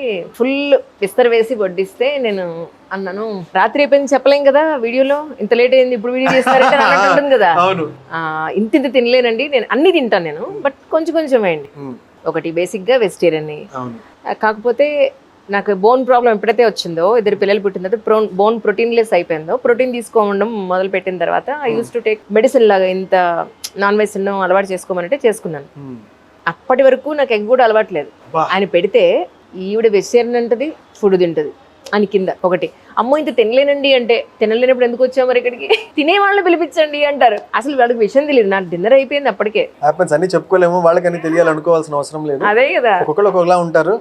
అంతే, అక్కడ కూడా మీరు మనసుకు ఏం చెక్ చేసుకోవాలి, అరే వాడు చెప్పిందో నిజం ఉందా లేదా అని చూసుకుంటే లేదు, నా ప్రాబ్లమ్స్ మధ్య ఇంకా ఓవర్ పర్ఫార్మ్ చేశాను అని మీకు అనిపిస్తే you can ignore the comment. అంతే మన ప్రతి కామెంట్ ఇంపార్టెంట్ అండి. వాడు ఒకసారి నిజం చెప్తాడు, దవడ మీద కొడతాడు, అరే నువ్వు ఎందుకు ఇలా ఉన్నావు అంటే, అవును కదా వీడు చెప్పింది నిజమే కదా అనిపిస్తుంది. అలాంటి కామెంట్స్ నేను లైక్ కొడతాను, థ్యాంక్ యూ బ్రో అని రాస్తాను. ఇంట్రాస్పెక్ట్ చేసుకున్న తర్వాత నేర్చుకునే అవకాశం అది. వాడు కొంచెం రఫ్ గా చెప్పుంటాడు, అరే తురే అంటాడు, కానీ విషయం ఉంటే నేర్చేసుకునే ఛాన్స్ ఇచ్చినట్టు కదా. ఒకసారి మరీ బేస్లెస్ గా మాట్లాడంటే అది పట్టించుకోను, నీ బొందలని తెలియదు అనుకుంటా ముందుకు పోతాను. అంతే, అబ్సల్యూట్లీ అంతే. కానీ అంటే ప్రస్తుత సినారియోలో మీడియా చూసినప్పుడు, బయట పేపర్లు చూసినప్పుడు, ఈ కథలు వింటున్నప్పుడు, విమెన్ పాయింట్ ఆఫ్ వ్యూలో ఒక ఇండిపెండెంట్గా ఉండాల్సిన అవసరం ఉంది, లేకపోతే రుద్రమదేవిలో మారాల్సిన అవసరం ఉంది, ఇంకా సిగ్గుపడుతూ ఇంకా 4 గోడల మీద ఎలా ఉండిపోవాలా వీళ్ళంతా అనిపిస్తుందా? అంటే మీరు చాలా స్టోరీస్ చెప్తుంటారు కదా, అందుకని అడుగుతున్నాను. విమెన్ పాయింట్ ఆఫ్ వ్యూలో ఈ ఇండిపెండెంట్ అనే పాయింట్ ఆఫ్ వ్యూలో మీరేమనుకున్నారు? ఇప్పుడు మొత్తానికి ఇండిపెండెన్సీ అంటే ఇండిపెండెంట్, చాలా మంది నేను కూడా అబ్జర్వ్ చేశాను, చాలా యంగ్ పీపుల్ తో వర్క్ చేస్తుంటా.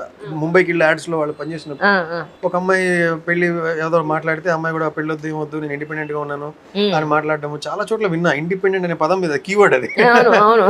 సో చాలా మంది ఇండిపెండెంట్ గా ఉండాలి, ఆడవాళ్ళు ముఖ్యంగా ఇండిపెండెంట్ గా ఉండాలి, వాళ్ళ కాళ్ళ మీద వాళ్ళు నిలబడాలి ఇలాంటి మాటలు వింటుంటారు. అందులో చాలా వరకు వాస్తవం ఉంది. నా పాయింట్ ఆఫ్ వ్యూ ఒకటి ఉంది, నా అండర్స్టాండింగ్ మాత్రమే. ఎస్పెషలీ ఇండిపెండెంట్ గా ఉండడం అంటే ఏంటంటే అదొక స్కిల్. స్విమ్మింగ్, డ్రైవింగ్, కుకింగ్ లాంటిది ఇండిపెండెంట్ గా ఉండగలడం అనేది ఒక స్కిల్. ఆ స్కిల్ ఇప్పుడు మనకి మిక్స్ స్విమ్మింగ్ వచ్చు కదా అని నీళ్ళు ఎక్కడ కనపడితే అప్పుడు స్విమ్ చేయరు కదా. స్విమ్మింగ్ అవసరం వచ్చినప్పుడు మాత్రమే స్విమ్ చేయాలి కదా.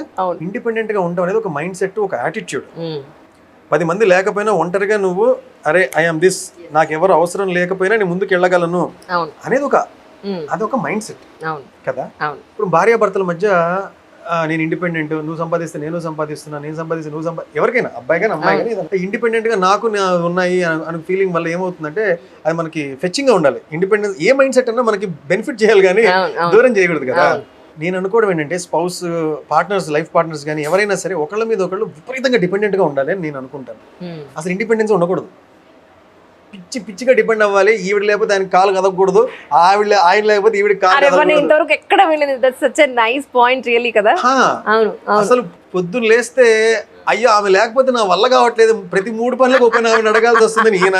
ఆమె కూడా అరే ఇది నాకు తెలియదు, ఆయన ఉంటే నాకు సలహా చెప్పేవాడను, లేక ఇది ఎత్తి పెట్టేవాడను, పైన అందించేవాడను, ఎగ్జాంపుల్ చెప్తున్నా. ఆ డిపెండెన్స్ అడుగడుగునే ఉండాలి. అప్పుడు గొడవైనా నాలుగో పని డిపెండెన్సీ వస్తుంది, కరెక్ట్ బట్ టక్కన కలిసిపోతారు. కరెక్ట్ కరెక్ట్ అర్థమైందా? గ్రేట్ పాయింట్ అండి నిజంగా. అలా డిపెండ్ అవ్వాలండి. మీకంటే ఇద్దరికి పెళ్లి చేసేది ఎందుకు? ఇండిపెండెంట్ గా ఉండండి అని కాదు కదా. అవును ఒకళ్ళంటే ఒకళ్ళు పిచ్చిగా బతకండి, ఒకళ్ళు లేకపోతే ఇంకోళ్ళు లేరు అన్నట్టుగా బతకండి అనే కదా చేసేది పెళ్లి. నిజం. అమ్మా ఈ రోజు నీకు పెళ్లి అవుతుంది, నువ్వు ఇండిపెండెంట్ గా ఉండాలమ్మా అని ఎవరైనా చెప్తారా?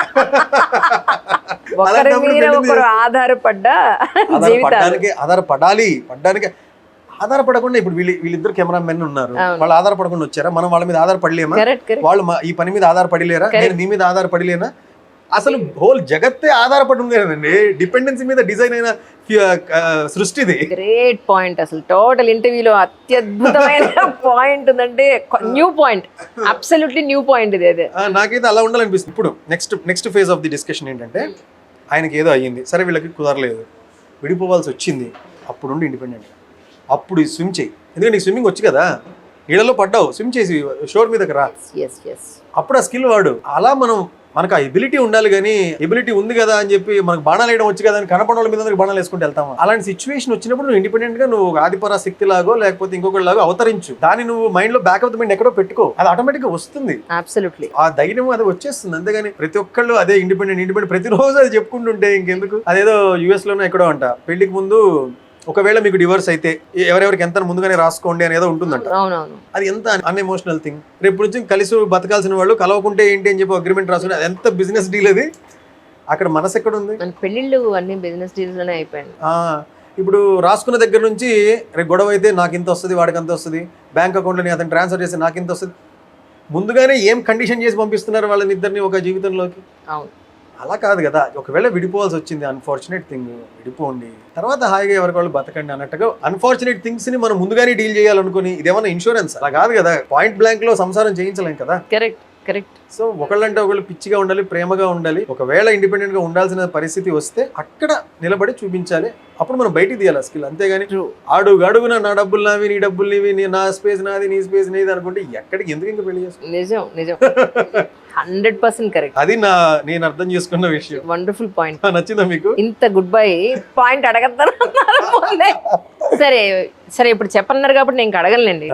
అయినా కూడా ఇంత గుడ్ బాయ్ కదా, ఆన్ స్క్రీన్ ఇలా ఉంటారు, ఆఫ్ స్క్రీన్ కూడా ఇలాగే ఉంటారు. అదే ఇందాక ఆల్రెడీ మనం డిస్కస్ చేసాం కదా. అంటే యాక్చువల్గా 2 పర్సనాలిటీస్ ఉండే అవకాశం ఉంది. కాకపోతే నేను కొంచెం క్లోజ్ టు వాట్ ఎవర్ ఐసే ఉంటాను, 70 to 80% అదే మీరు చూసేదే. కానీ ఈ మంచి మాట చెప్పడం వల్ల ఇతను మంచోడు అనే ఫీలింగ్ వచ్చింది అనుకోండి. నేను క్రియేటివ్ పర్సన్, యాక్టర్ అంటే క్రియేటివ్ పర్సన్ కదా. నేను రాస్తాను, మాట్లాడతాను, జోకులు వేస్తాను, అందులో అడల్ట్ జోకులు ఉండొచ్చు, మామూలు జోకులు. ఇప్పుడు ఫర్ సపోజ్ ఇప్పుడు ఆయన సోమయాజులు గారు శంకరాభరణం చేసిన తర్వాత సందు చివర దమ్ము కొడుతుంటే ఆయన కొట్టారంటే వెళ్ళి.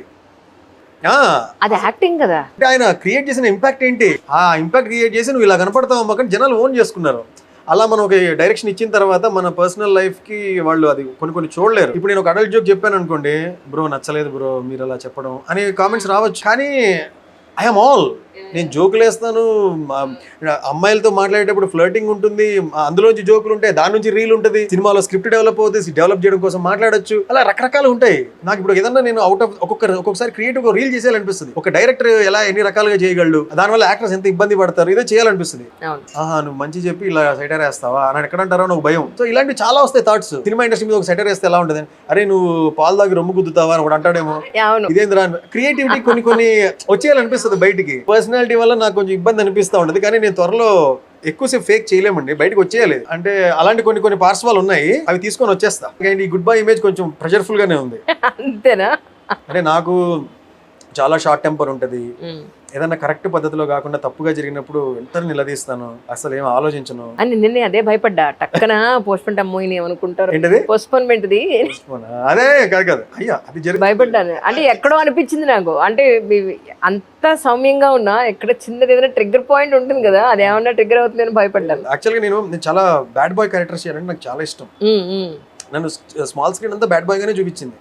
ఒక హ్యాండ్సమ్ విలన్ చేయొచ్చు, అలా పవర్ఫుల్ విలన్ గా చేయొచ్చు. నాకు చాలా ఇష్టం చేయడం. నేను ఇలా మాట్లాడే హీ అని నవ్వుతూ కొంచెం మరీ ఆనెస్ట్ గా కనపడుతుంటే నన్ను చూసే వాళ్ళందరూ కూడా ఇతను మంచోడు కదా, ఇతను ఫస్ట్ లోనే చచ్చిపోతే భలే ఉంటుంది కదా, ప్యాథోస్ ఇంత మంచోడిని చంపేస్తాడు వీళ్ళని, కోపం వస్తుంది ఆడియన్స్ కి, ఇతను ఫస్ట్ లో పెట్టి చంపేద్దాం, అలా చాలా చాలా వచ్చాయి అనమాట. అలా చాలా మంది అలాగే చూసారు. లేకపోతే కొంచెం హైట్ అడ్వాంటేజ్ తీసుకోవాలనుకున్న వాళ్ళు పోలీస్ ఆఫీసర్ క్యారెక్టర్ ఇద్దాం అనుకుంటారు. ఎంతసేపు ఉన్న ఈ ఫిజిక్ మాట్లాడి దాని మీద ఉంది. కానీ ఇప్పుడు ఫర్ సపోజ్ ఏదైనా నాకు విలన్ గా ఇచ్చారనుకోండి, ఇలా ఉండి అన్నా అనుకోండి, దాని వెనకాల ఒక బ్యాక్గ్రౌండ్ స్కోర్, ఒక నాగపాం బ్యాక్గ్రౌండ్ స్కోర్ వేస్తే నాకన్నా దరిద్రపు కూడా విలన్ ఉండడు. ఎగ్జాంపుల్ చెప్తున్నా, నా కళ్ళన్నీ పలుకుతాయి. నా రేంజ్ అమాయకుడి దగ్గర నుంచి సైకోపాత్ వరకు నేను మొత్తం ఆల్ రేంజెస్ పలుకుతాయి. కానీ దాన్ని ఎక్స్ప్లోర్ చేసే వాళ్ళ కోసం చూస్తున్నాను. ఈ రీసెంట్ గా ఒక పెద్ద డైరెక్టర్ మీలో విలన్ కనపడుతున్నాను అంటే కాళ్ళ మీద పడి ఇట్లా అన్నా, సార్ థ్యాంక్ యూ. సునీల్ గారు కమెడియన్ గా చేసి హీరోగా చేసి విలన్ ఇప్పుడు చేస్తున్నారు అంటే కదా, ఆ డైరెక్టర్ నిజంగానే ఆయనలో మనం ఊహించడం ఒకటే కాదండి, నిజంగా ఆయన మనం ఎలా అయినా మనం చూపించుకోగలనే ధైర్యం ఉండాలి కదా అవతల వాళ్ళకి. అదే ఆ పాయింట్ కోసం చూస్తున్నాను. That's it. నిజంగా అసలు మీలో అన్ని కోణాలని చూడగలిగి ఏదైనా ఇతను చేయించుకోగలిగే అనే పాయింట్ ఉండాలి. గాయకుడు అనే సినిమాలో 50 years క్యారెక్టర్ చేశాను తెలుసా మీకు? More than double of my age ఆ క్యారెక్టర్ చేశాను. అందులో హీరోయిన్ కి ఫాదర్ బై ది వే గాయకుడు. అది ఇది చేసి 10 ఏళ్ళు అయింది. అందులో నేను ఒక కీప్ క్యారెక్టర్, ఆ క్యారెక్టర్ కీప్ ఉంటుంది ఒక ఆమెని చార్జ్ చేసి చంపే క్యారెక్టర్ అనమాట. డైరెక్టర్ వచ్చి ఏం చెప్పారంటే, సార్ మీరు ఆ అమ్మాయి బెడ్ మీద కూర్చొని మాట్లాడుతుంటే నువ్వు నాకు తాళి కడతావా లేదా, ప్రెస్ మీట్ పెడతాను, నాకు ఆ హోదా ఇవ్వు, నీ వైఫ్గా ఇవ్వు, అది ఇది అంటే, కాదు బంగారం చెప్పేది నేను ఆమె రెచ్చిపోతుంది. అప్పుడు ఆమె గొంతు పిసికి చంపేదాకా తీసుకెళ్ళి వదలాలి.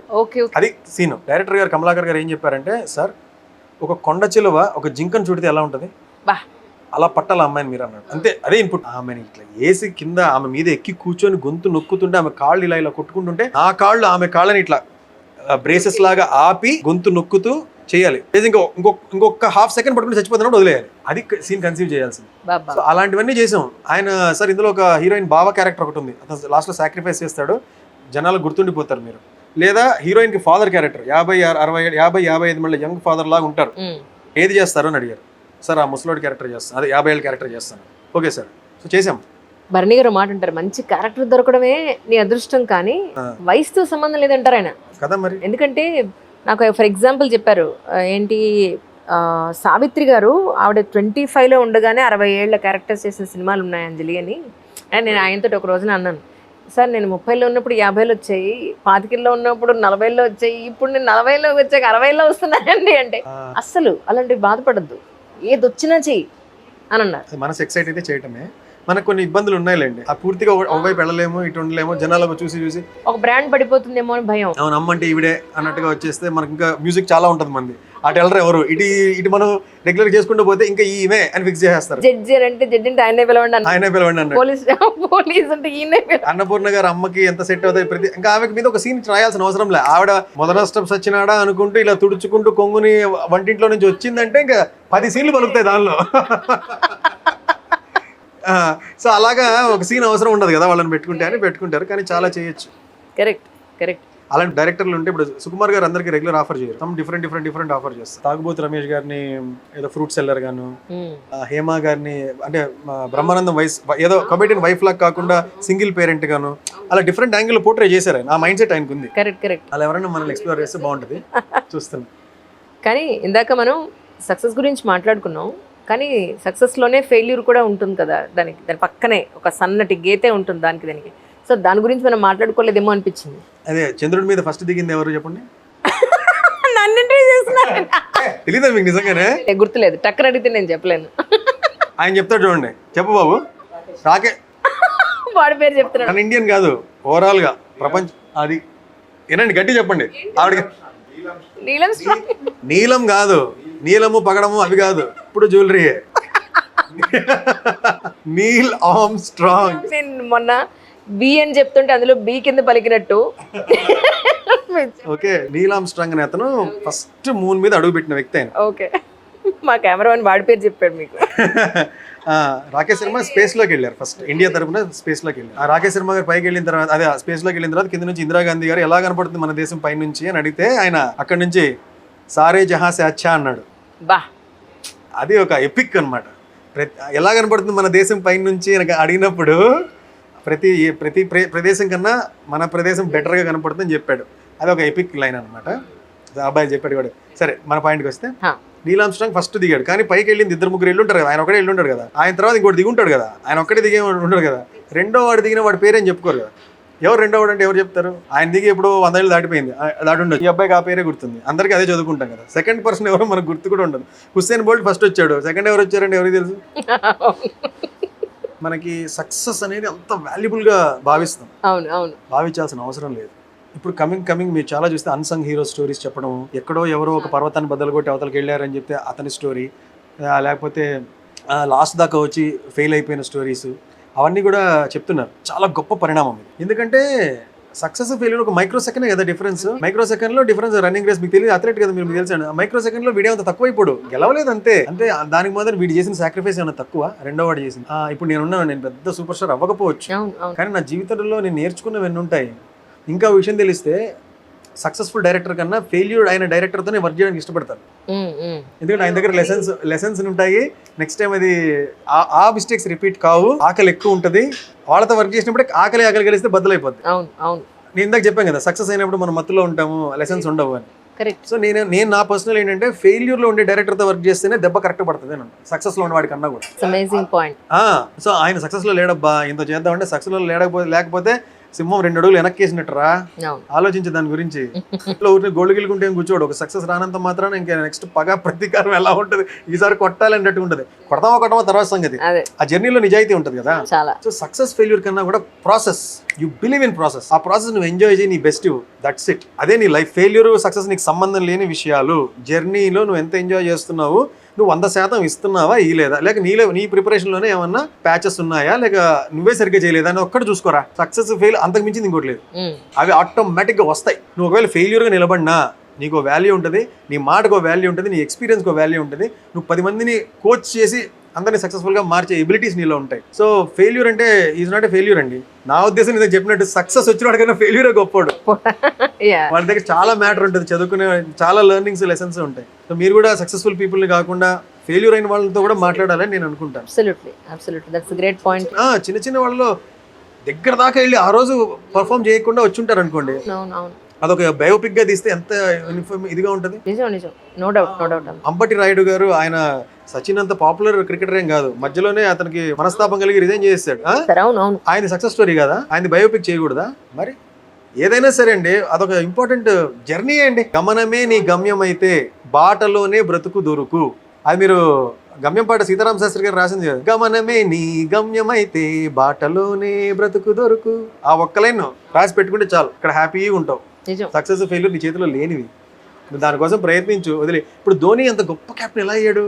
కర్మయోగి అని అంటారు కదా. ఎందుకు ఆయన పని ఆయన చేస్తాడు, రిజల్ట్ పాజిటివ్గా వస్తే నవ్వు నవ్వుతాడు, లేకపోయినా మామూలుగానే ఉంటాడు. వరల్డ్ కప్ ఎత్తినా అలాగే ఉంటాడు. అంత స్థితప్రజ్ఞత ఎందుకు వస్తుంది అంటే జర్నీ నమ్ముకున్నాం అంతే. నేను ఇంత సినిమాలో లాస్ట్ డైలాగ్ లాగా, అరే సినిమా హిట్ అయింది, సినిమా తీయడం మానేస్తావా? ఇస్తావు కదా. సినిమా ఫ్లాప్ అయింది, సినిమా తీయడం మానేస్తావా? తీస్తావు కదా. నీకు వచ్చింది అదే అంటే నీ జర్నీ అదే, వేరే రాదు. జర్నీని ఎంజాయ్ చేయి, అప్పుడు అదే గొప్ప సక్సెస్ అవుతుంది. సో ఫెయిల్యూర్స్ ని మనం సక్సెస్ఫుల్ కాని పీపుల్ గా చూడాల్సిన అవసరం లేదు. Failure is another success. మీరన్నట్టు లాస్ట్ టైం ఒక ఇంటర్వ్యూ చేశాను ఇలాగే, యూపీఎస్సీ లాస్ట్ అటెంప్ట్ వరకు ట్రై చేసి ఒక ఐఏఎస్ అవుదాము అని చెప్పని లాస్ట్ వరకు ట్రై చేసి ఏం అచీవ్ చేయలేక ఏదో జాబ్ వస్తే వెళ్ళిపోయారు. ఒక చోట నన్ను కలిసారు, ఏమంటే మీ సిరీస్ చాలా చూశాను, బట్ ఈ అవేర్నెస్ మేము చదివేటప్పుడు ఉంటే నా ఇన్ని అటెంప్ట్స్ వేస్ట్ అయ్యి ఉండేవి కావండి అని అంటే, ఇప్పుడు ఏంటంటే కొత్తది వచ్చాయి. యూపీఎస్సీ ప్రిపేర్ అయ్యి ఇంటర్వ్యూలో లాస్ట్ వరకు వెళ్ళి ఫెయిల్ అయితే పెద్ద పెద్ద కంపెనీల వాళ్ళు పిలిచి మరీ ఉద్యోగాలు ఇస్తున్నారు. ఇప్పుడు డైరెక్టర్ పోస్టులు కూడా ఇస్తున్నారు. దానికి ఒక స్పెషల్ పోర్టల్ కూడా గవర్నమెంట్ రెడీ చేసిందని చెప్పిన తర్వాత, అవునా అండి నేను కూడా ట్రై చేయాలండి అయితే ఇప్పుడు అని చెప్పి నేను మాట్లాడడం. సో చాలా బాగా అనిపించింది. కొన్ని ఇన్ఫర్మేషన్స్ భలే మన జర్నీలో భలే తెలుస్తూ ఉంటాయి నిజంగా. దేనికైనా సక్సెస్ ఫెయిల్యూర్తో కాకుండా జర్నీకి ఇంపార్టెన్స్ అండి. ట్రూ. వాళ్ళు ఎన్ని తిప్పలు పడ్డారు, ఎంత రెసిలియన్స్ ఉన్నారు, ఎంత పడి లేచారు, ఇదే కథ. కానీ చివరికి ఏం చేశాడని అనవసరం, వాడు గ్రిట్ చూపించాడా లేదా, పడి లేచాడా లేదా, ఆ మైండ్ సెట్ ఏంటి. నేను ఆ షో కూడా డీప్ డైవ్ విత్ యాక్టర్ గురుని పెట్టింది కూడా డీప్ డైవ్ లోపలికి. ఆ రోజు మీ మైండ్ సెట్ ఏంటి, అప్పుడు ఏమనుకున్నారు, ఎలా లేచారు, అదే టార్గెట్. సక్సెస్ ఫెయిల్యూర్తో సంబంధం లేదు. నిజం. కానీ ఈరోజు మన ఈ కాన్వర్జేషన్ ఎంతో మందికి ఉన్న చాలా డౌట్స్ ని క్లారిఫై చేస్తాయి. No doubt. And moreover ఏంటంటే చాలా ఇన్స్పిరేషన్ కూడా. ఫర్ ఎగ్జాంపుల్ ఇప్పుడు చాలా చిన్న విషయాలకే ఎంతో అప్సెట్ అయిపోయి బిల్డింగ్ పైన దూకేసిన సందర్భాలు నేను ఎన్నో చూసా, మీడియాలో ఉంటాను. అసలు పడి లేవడం అనేది. So such a great journey. మీరు అన్నట్టు జర్నీ ఇంపార్టెంట్ అనేది. స్టార్టింగ్ నుంచి ఎండింగ్ వరకు కూడా very valuable point what we have discuss. Successful people ఎవరిదైనా తీసుకోండి, వాళ్ళ లైఫ్ లో ఫెయిల్యూర్స్ ఎక్కువ ఉంటాయి. చిరంజీవి గారికి ఆయన 150 సినిమాలు చేసి 155 అనుకోండి, అందులో హిట్స్ 30-20 సూపర్ హిట్లు 20-30 ఉంటాయి కదా, మిగతా అన్ని ఏంటి మరి? అవును, ఎప్పుడు కూడా స్ట్రైట్ లైన్ లో పాస్ అయ్యేవాడు రీచ్ అవ్వడం కన్నా ఇలా ఇల్లోడే ఫాస్ట్ గా రీచ్ అవుతాడు. అది మీకు ఎక్స్పెరిమెంట్స్ తో కూడా ప్రూవ్ అయింది కదా. సో ఇప్పుడు ఫెదరర్ ఉన్నాడు, ఆయన కూడా ఆయన స్పీచ్ లో ఏం చెప్పాడు, నేను స్కోర్ చేసిన పాయింట్స్ అన్ని చూసుకుంటే 50% గెలిచాను, జస్ట్ మోర్ దెన్ 50% పాయింట్స్ గెలిచాను. ఓడిపోయిన పాయింట్స్ గెలిచిన పాయింట్స్ ఆల్మోస్ట్ క్లోజ్ గా ఉంది, కానీ నా గ్రాండ్ స్లామ్స్ ఎక్కువ ఉన్నాయి. అంటే ఇంకా ఏం ఇందాక మీరు అంటే ఫైన్ లైన్ ఉంది అంతే, సక్సెస్ కి ఫెయిల్యూర్ కి. అబ్సల్యూట్లీ ఒక సన్నటి గీత అంతే, సన్నటి గీత అంతే. సో మన ఫెయిల్యూర్ ఎక్కువ. రాహుల్ ద్రావిడ్ కూడా అదే అన్నాడు, నేను ఓన్లీ 100 మ్యాచెస్ లోనే 50లు సెంచరీలు కొట్టాను, మిగతా మ్యాచ్ లో నేను ఫెయిల్ అయినట్టే కదా, నేను సక్సెస్ఫుల్ పర్సన్ ఎట్లా అన్నాడు. ఎవరి జీవితంలో అయినా అంతే. సో ఫెయిల్యూరే ఎక్కువ ఉంటుంది. ఫెయిల్యూరే కదా స్టెప్పింగ్ స్టోన్స్ సక్సెస్ అయ్యేది. ప్రతిసారి సక్సెస్ వస్తుంటే ఇంకా విలువే ఉంది దానికి. ఒకసారి పడితే తెలుస్తుంది అబ్బా, పడాలి. మీకు చాలా ఇంటర్వ్యూస్ లో కూడా మీకు మీ ఇంజనీరింగ్ లో కానీ అది మీ డిగ్రీలో ఎన్ని బ్యాక్లాగ్స్ ఉన్నాయని అడిగితే ఒక అతను నో బ్యాక్లాగ్స్ అన్నాడు, ఇంకొక అతను సార్ 3 పోయాయి అన్నాడు. 3 పోయాయి అని అతనే తీసుకున్నారు, ఎందుకంటే వాడికి పడి లేవడం తెలుసు. అతను కంఫర్టబుల్ గా అతను పడితే ఏం చేయాలో తెలియదు, ఎందుకంటే ఇప్పటిదాకా సక్సెస్ ఉన్నాడు. కింద పడ్డారంటే ఇట్ ఈస్ ఎ బ్లెస్సింగ్ అని అర్థం. మీ రోడ్డు స్మూత్ గా ఉంది అంటే యువర్ అన్ రాంగ్ ట్రాక్ అని అర్థం. కొన్ని ముళ్ళు ఉండాలి, కొన్ని రాళ్ళు ఉండాలి, కొన్ని కాళ్ళు కొట్టుకుపోవాలి, రెస్ట్ తీసుకోవాలి, మళ్ళీ నడవాలి. ప్యాచీ రోడ్లో నడుస్తున్నప్పుడే కదా కరెక్ట్ రైట్లో ఉన్నాడు. కరెక్ట్ వివేకానంద స్వామి అదే అంటారు. అద్భుతం, అద్భుతం. Such a wonderful conversation. ఎక్కువ టైం తీసుకుంటే దయించి క్షమించాలి. అప్పుడే టైం అయిపోయింది ఏంటి అనిపించింది నాకు. మళ్ళీ మన అనంతపురంలో కలుద్దాం తప్పకుండా. ఖచ్చితంగా. మీరు ఏం మాట్లాడినట్టు అడిగినట్టు ఏమి లేదు, కానీ ఏదేదో చెప్పేశాను. నాలో నుంచి ఎంతో లాగారు బయటికి. నేను అనుకున్నాను సార్ వచ్చేటప్పుడు అంజలి గారు పిలిచారు బానే ఉంది, నిజంగా నేను అంత మాట్లాడగలనా, ఆవిడ ఎవడు అడుగుతారు, నేను అంత టాలెంట్ ఉందా నాకు, ఇంటర్వ్యూలో కామ్ కూర్చుంటానా ఏంటి అని అనుకున్నా. మీరు మాట్లాడుతుంటే నేనే చెప్తానే ఉన్నా. అది మీలో ఉన్న ఒక మ్యాగ్నెటిజం. ఇక్కడికి వచ్చేటప్పుడు అన్నారు చాలా మంది, ఓ అంజలి గారా, గుడ్, దానికి మీరు ఖచ్చితంగా వెళ్ళాల్సిందే. Thank you so much sir. Once again thanks a lot అండి. Thank you audience.